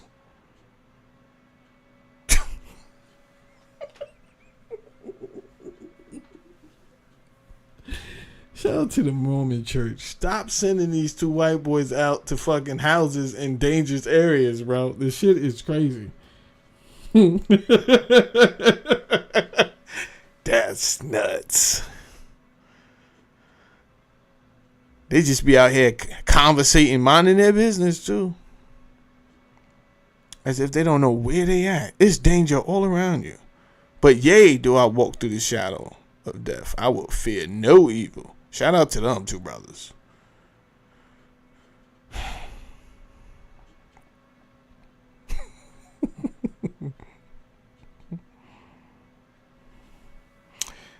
I think that's the part they don't understand, Spitfire. We not calling ourselves niggers, right? We just calling everybody niggas. Like, we just don't want other people to use it because we don't know how you mean it. That's why we really don't want other people to use the word. We understand intrinsically why we use the word. Anybody else, we like, I don't know if you're being facetious or funny, so I would rather you just not use the word, right? Because we understand why we're using the word. So yes, we call everybody. We call white people niggas. We call everything niggas. But when you use it, we got the question like, wait a minute, nigga. Like, how do you mean it? We know how we mean it. How about you just don't use our fucking word? How about that? Just find some other shit. So we know exactly what you're talking about.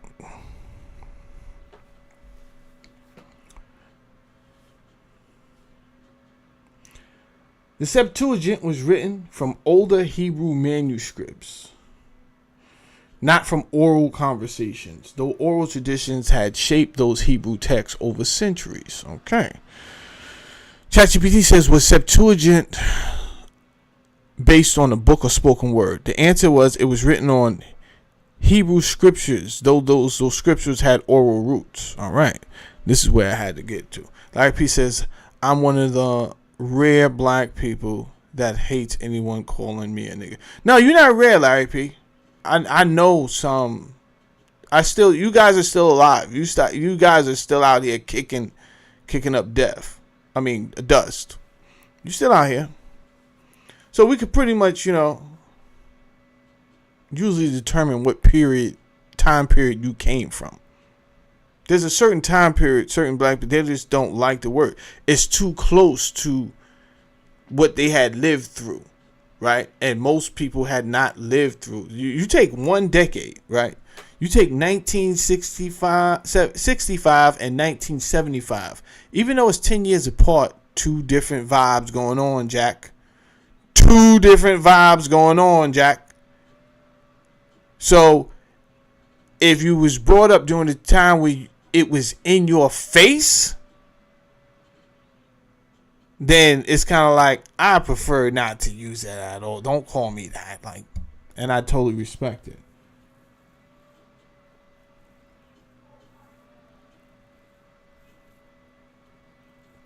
Then you get generations later, and the one thing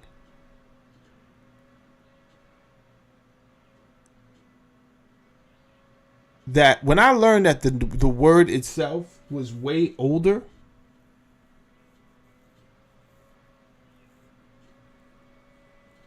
than we thought it was, and that it wasn't ignorant white people who made up a word to demonize black people, or I don't even know how they would have been that smart to do that, right? It was an actual word.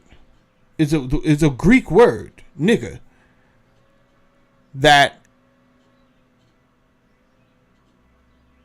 describes the tone and the melanin of the individual as a dark black person. Once I understood that, for sure I wasn't going to stop using it. So mostly everyone's grandmother taught them that it's not what you say, it's how you say it.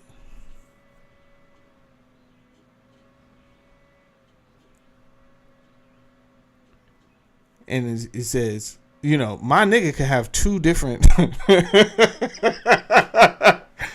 my nigga could have two different contexts, right? You could be like, my nigga, and then you could be like, that's my nigger, right? And I need him back out here working like, whoa, what the fuck? Two different contexts. You understand?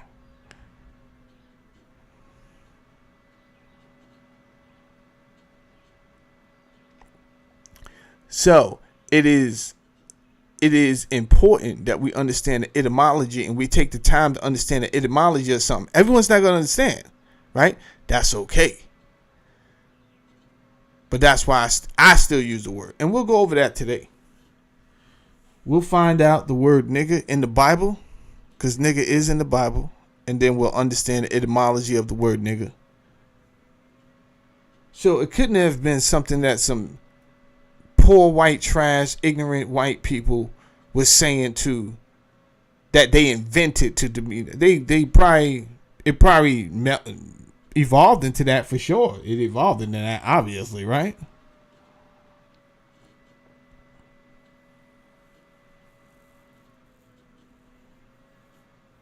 No, I get it. Larry P., I'm with you though. I'm telling you, I understand. I understand it all. You understand? My grandmother is from Henderson, North Carolina.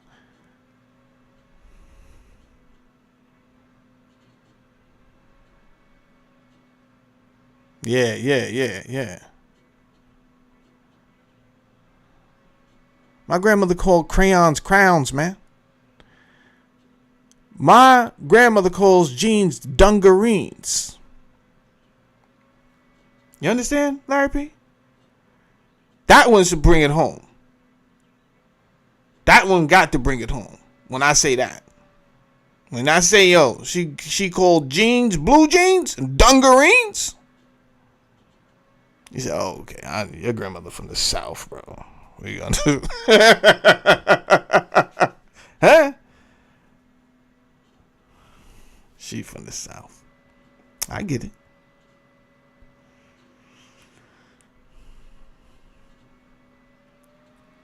But breeches, dungareens, crowns, wrench around and get me the what?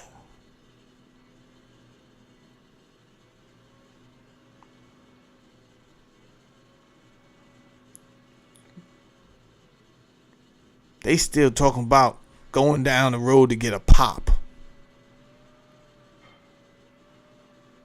Huh? They still talk about the going down yonder to get a pop. Only a few can relate. Where to get what? Oh, she said she going to the store to get a soda. Oh. Well, I declare, that's what I just said. I'm going down yonder to get a pop. What?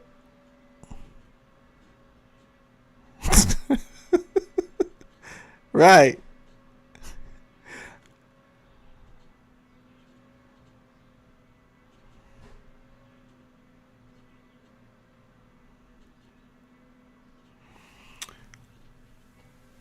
Uncle Eddie, what I do know is it's in the Bible to describe the followers of Jesus.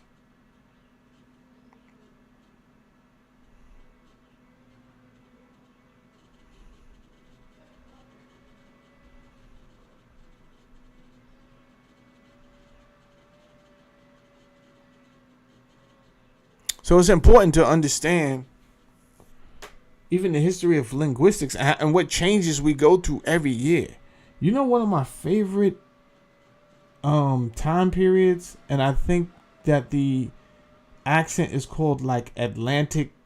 There's an accent, and I don't want to get off this lesson, but there's so many things now we have to look up.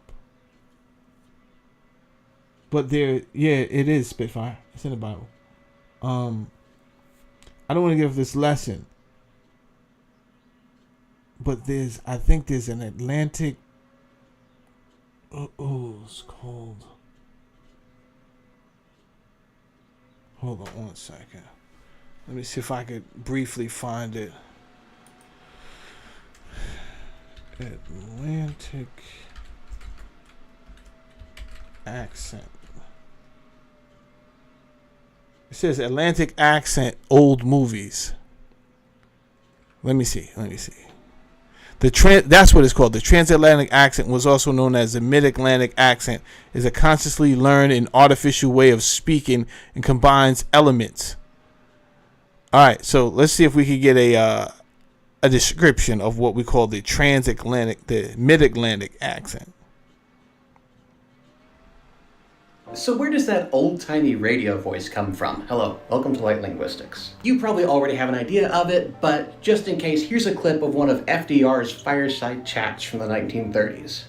And I know that when you understand what we in Washington have been about, I shall continue to have your cooperation as fully as I have had your sympathy and your help during the past week. This accent is known as the transatlantic accent, or sometimes the mid-Atlantic accent. It's called this because the idea was to take elements of accents from both sides of the Atlantic Ocean, from the received pronunciation of London and the American accent with bits and bobs of an East Coast accent. All right. He didn't use a good example, but he gave it. At least he gave a definition and described why it's called that. Now, the same way we're talking about religion, I want you guys to understand that certain words could have been around but lost in translation, right? So the word nigger was already around.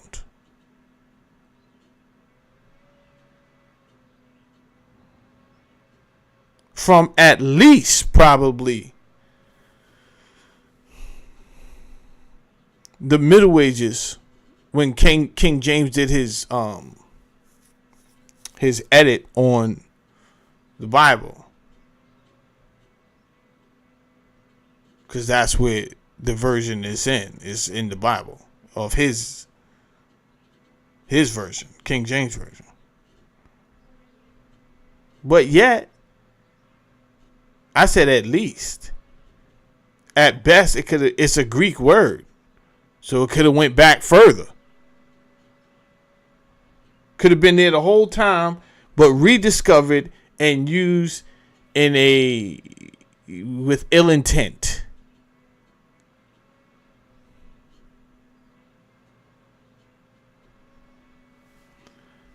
Now, I want to see if I can get a better example of this.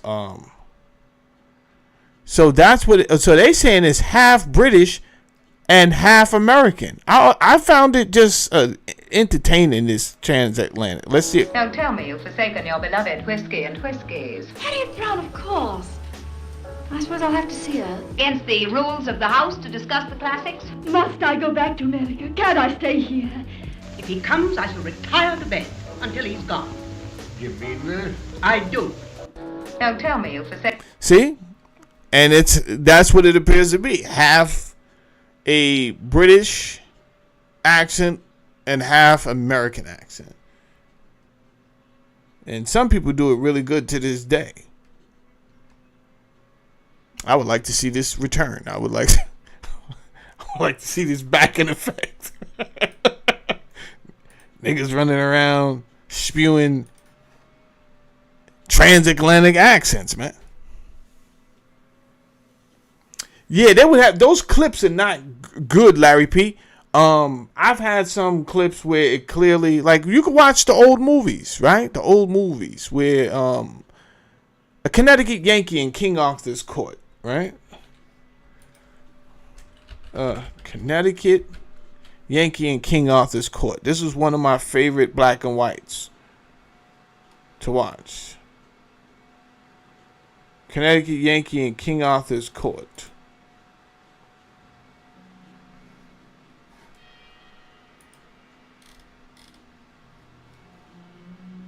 Monster, will you battle? What? Will you joust? Will you venture a passage at arms? Huh? Up, dog! Up, dog, and defend thyself! Up, I say! Look, old man, I don't know where you got that Iron Union suit, but I've been up all night and I'm in no mood for jokes. Hey, Tex. Hey, Tex. Hey, where you are, monster. I give warning. I give warning. I don't know how much of this example is going to be. Will I hear the accent in there? It's just one of the first movies I thought about, because I originally seen this movie in black and white. Look, 1949, so you know I'm not kidding. There's no way when I seen this movie it was in color. This is some new color business. I seen this whole movie in black and white.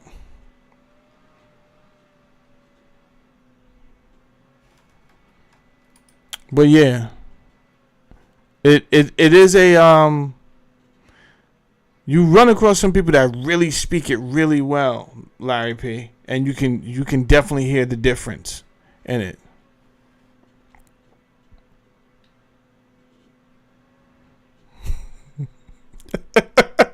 Yeah, Uncle Andy. You get over here to my show, it's no telling what I'm going to left branch off into. Right? But all by design. Now, let's get back to this, though. Because we didn't really... Where are we at? Oh, snap. We're 2 hours in. We're 2 hours in, and honestly, I I have a business meeting at 1:00. So honestly, we only have freaking 20 minutes. I'm gonna keep it real with you. So all I could do right now, let's keep getting into this so we could at least finish today's. I want to finish this next Sunday. I made this into a series, right? I got to keep doing this because I'm getting so close and I'm understanding so much as I keep drilling down into this. Anyway, let's do it. The sources behind the Septuagint. They were actually loose Hebrew texts. These texts likely came from regions Judea, Samaria, Babylon, and not all were identical. Hence some differences between the Septuagint and later Hebrew versions. Right? It says the pre-Masoretic Hebrew. The Hebrew version used for the Septuagint translation predates the Masoretic text by centuries. Right? So that's number one. What is the Masoretic text? That's the text that the King James version of the Bible is based off. But what we're understanding is that these were two different Hebrew versions, right? So the Hebrew that was used for the Septuagint, which was more used for the Coptic Bible, was a different Hebrew, is what ChatGPT is saying. Scholars refer to this as Proto-Hebrew and pre-Masoretic text tradition. All right, that's very important. Oral tradition, earlier influence. Many parts of the Bible, especially earlier Genesis, Exodus, stories, poetry, laws, began as oral traditions passed down for centuries. That is very important to understand because how much context is lost in the game of telephone at your school. There's always that one funny kid who heard what he heard. He just thought it would be funny if he changed it, right? But he didn't know there was going to be two more people who thought like him, right? So the first two people were honest and raised in good homes. So when the teacher said to pass it off to the next person, they actually passed off what they actually heard. The third person is just one of those people in class that is a class clown, and he thought it would be funny to see what it would be get to the end, and I'm gonna say this silly shit, and when it gets to the end, I'm gonna laugh and say, yeah, I did that, right? He didn't even know when it got to the end. They didn't even say what he said. You was stirred, bro. There's 24 kids in this class. Two other people said they had the same thought you had. Never mind what the original message was. I'm going to interject my own shit just for my own kicks and giggles. Such is life. Such is life.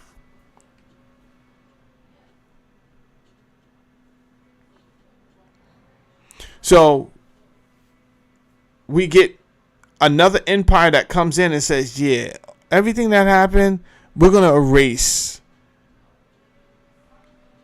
whatever accolades that the pre-empire had. We're not giving y'all the glory. Tehran, what's up? Mandingo man, salute, bro. Mandingo man, so this is what you have to do. This is what I learned from other bigger YouTubers. YouTube, like, say it says I have 5,000 subscribers, right? After a while, it's only going to really, it's going to dwindle down to who it gives the subscriptions, to the alerts to. What you have to do is you have to actually go back to the alert setting, hit the bell, right? So it's not hit, and then hit it again like you're hitting it for the first time. Pause. That sounded nuts. All of that shit is a big, gigantic pause, right? But hit the alert button and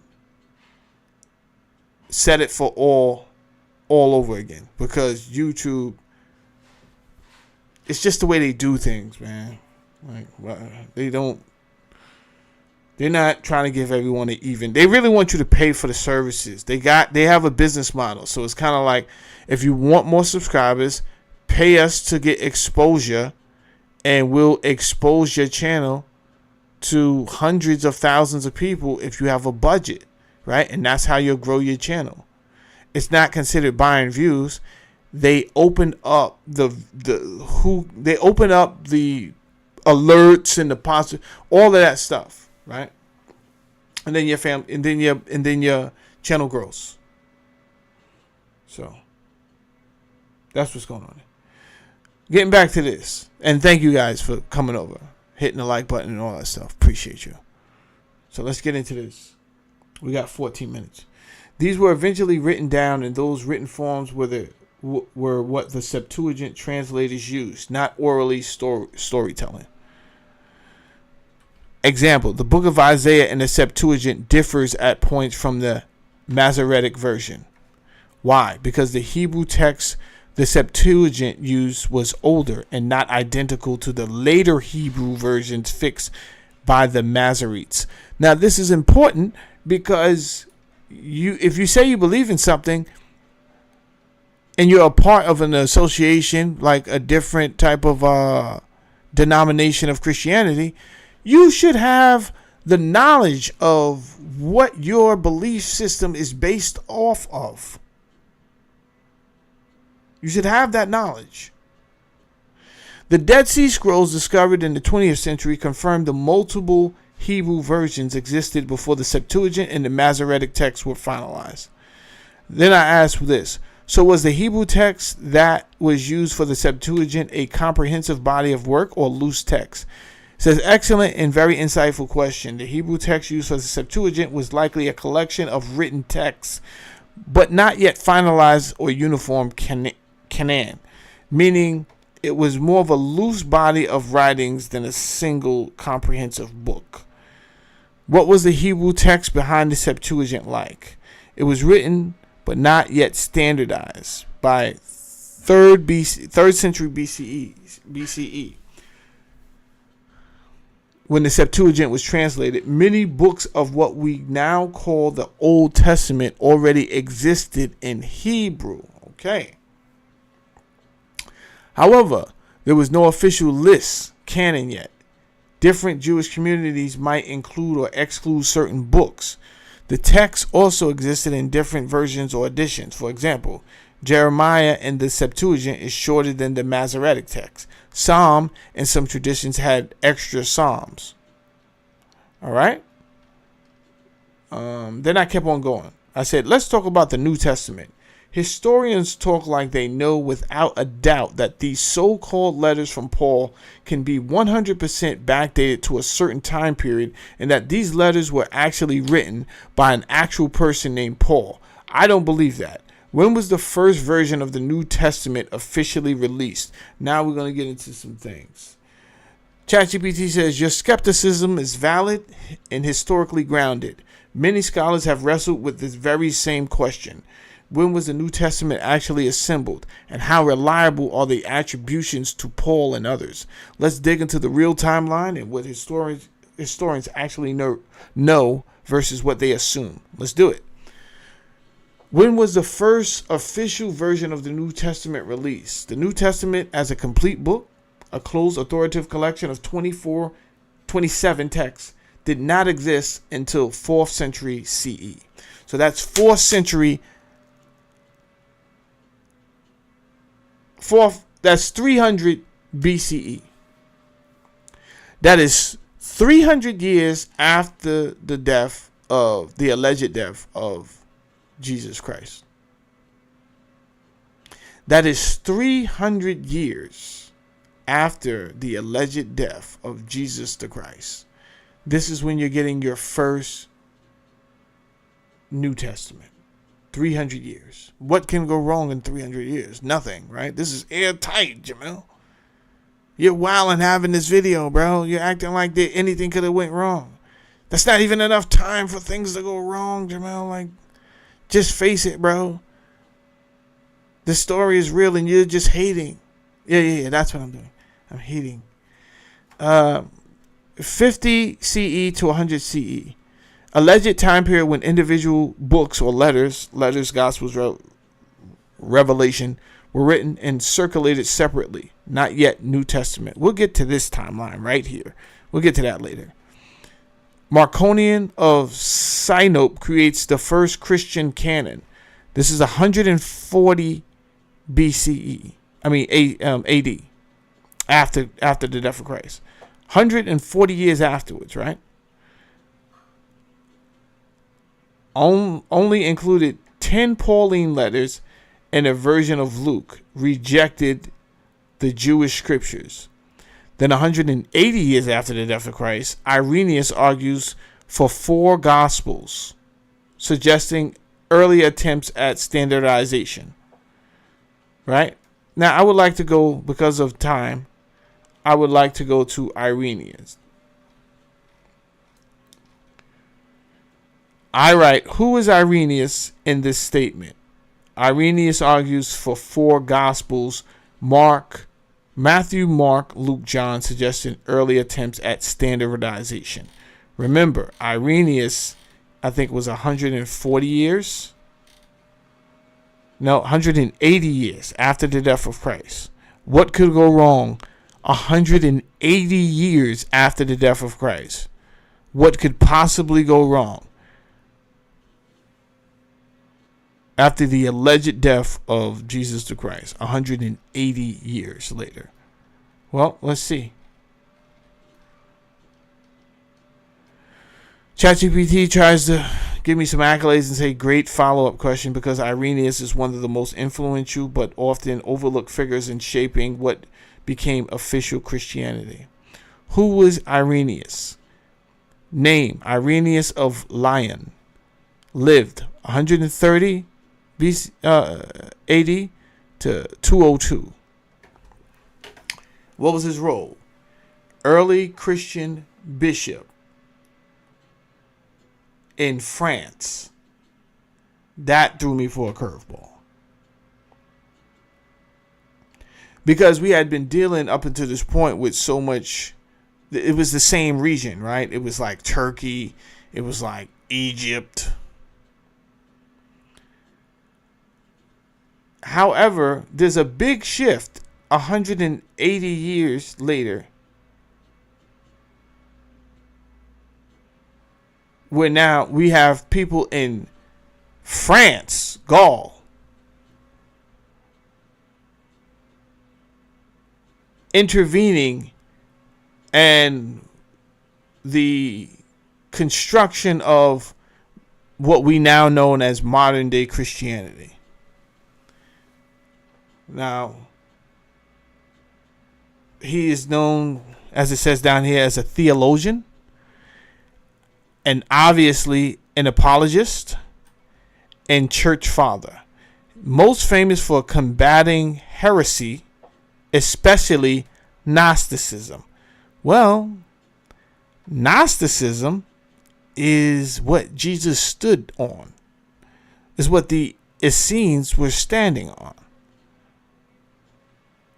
This is what you must understand. You would never understand that unless you ask the question that I ask everyone that wants to introduce me to Jesus the Christ when they meet me at these random spots.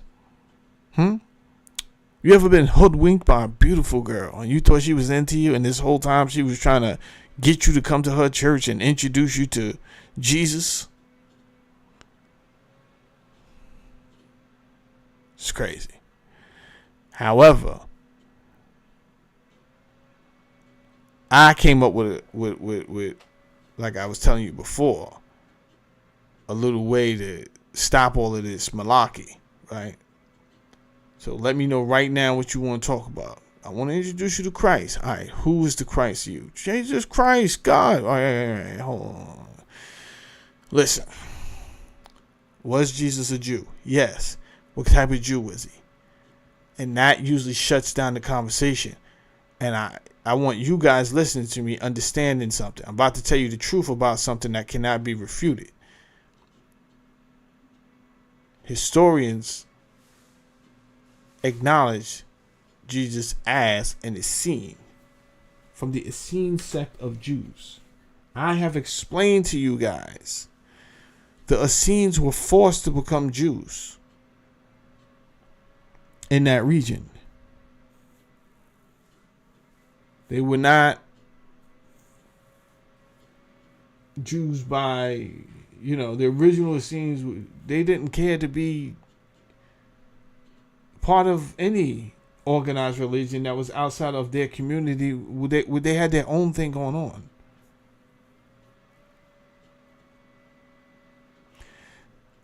So when I look online today and they're making it seem like, oh, the Essenes were some rogue sect of Jews that tried to break away from orthodoxy Jewry. Well, they don't fully understand the history of the Essenes. That's why they're making it seem like these people were diabolical and trying to break off. That's not what happened. First of all, they were forced into the religion. That's first of all.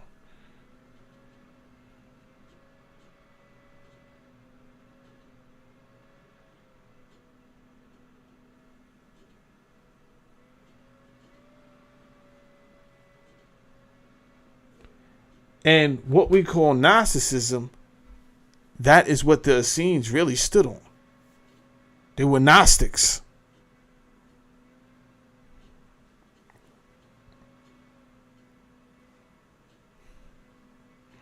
So it's kind of hard when people, after a while people would ask me, are you a Christian? And I had to think about it. And if I was just going to give a yes or no answer, I would love to answer yes. But I know they're not talking about the Christians that I'm thinking of. I'm thinking of the original Christians that were Gnostics. And you're probably thinking of the Orthodox Christianity. So then I would have to say no. And then they would look at me in disdain and disapproval. And I didn't have the time to explain and give them a full lesson.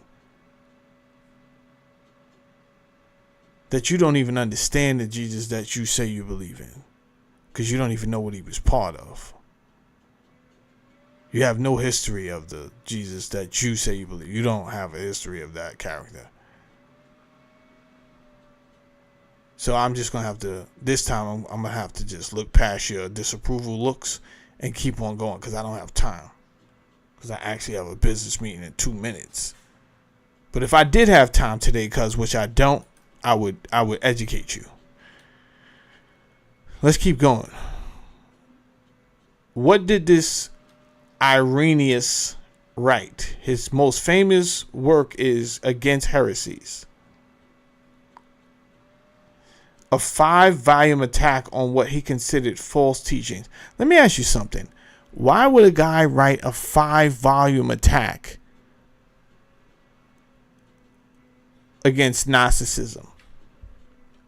If Gnosticism wasn't on the rise, if Gnosticism wasn't understood to be the direction of where those people should be going, right? Gnosticism actually liberates you from needing a intermediary proxy to talk to God. What the priests want to do is implement themselves as important and necessary. So it's kind of like, you don't have the ability to talk to God yourself, bro. You need a priest. Soon as you say okay, they already going to be in Levitical priesthood mode and be like, have you given 10% so that I could go on your behalf to speak to God?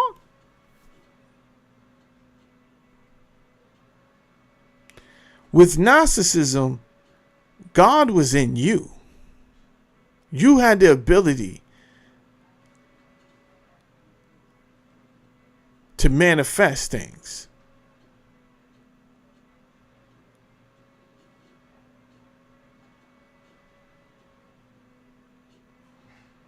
And the last thing that any organized religion needed was people running around thinking they had the ability to speak to God themselves and manifest. All right. I would love to finish here. I would love to continue on, But I can't because it is now 12:31 and I have a meeting at 1 o'clock that I must prepare for. However, I'm not necessarily done with this conversation because I really like this conversation. And that's why I had the good sense to name this episode 1. But what I will do is I'll come back this afternoon and we can go ahead and finish this conversation. Because I would like to get into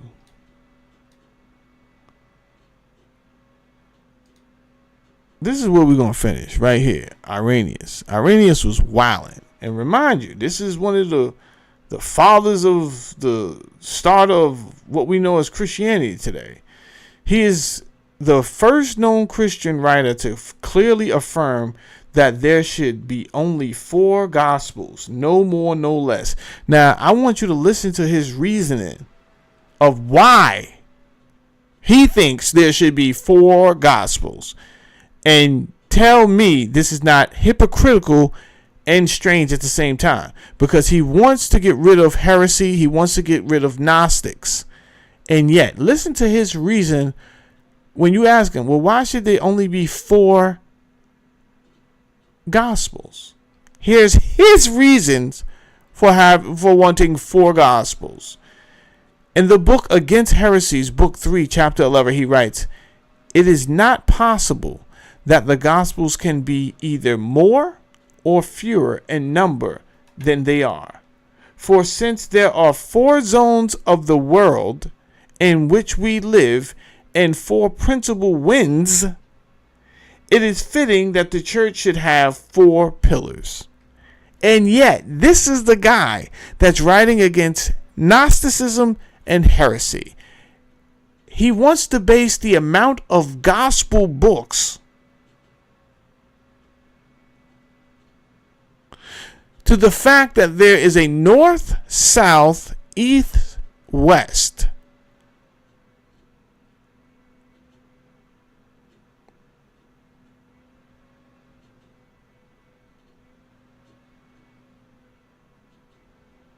And because the winds blow in these directions, then obviously that's a sign that there should only be 4 books of gospel in the Bible. And that is who people out here listening to. He rejects other gospels being used at the time, such as the Gospel of Thomas, which I believe are in the Nag Hammadi scrolls. The Gospel of Mary. I have these gospels, yeah. These are the Gnostic gospels. The Gospel of Judas, the Gospel of Peter, and many other, including circulating in Gnostic and fringe communities. So why does Irenaeus matter? He was one of the first key figures to shape the Christian canon, pushing for a fixed set of authoritative texts, starting with 4 gospels. This is a church father from France, just in case you didn't know.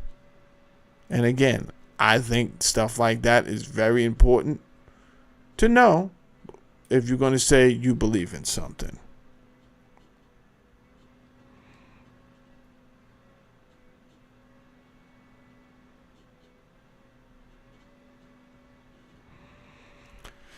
So,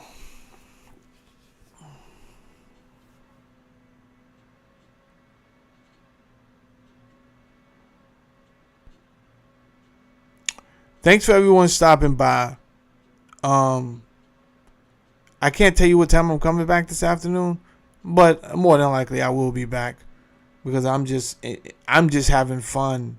I was doing this on my own, but because I know many of you enjoy this type of intellectual discourse, I said let me include y'all on it, right? I love this type of conversation. It is not intended to be some type of hurt against anybody else that believes something or damaging. It's just getting to the bottom of our indoctrination, right? That's all because many people, our people perish for lack of knowledge. And if we were purposely taught lies from zealots, right? This guy believed that there only should be 4 books in the gospel because there's 4 winds and 4 directions of the earth. Bro, it's not a good reason. Actually, that's the worst reason out of all things. And then you wrote a 5-volume book on heresy? You can't even make this stuff up, bro. And we didn't even get nowhere yet, right? So I'm going to end it here. Holla at your boy this afternoon.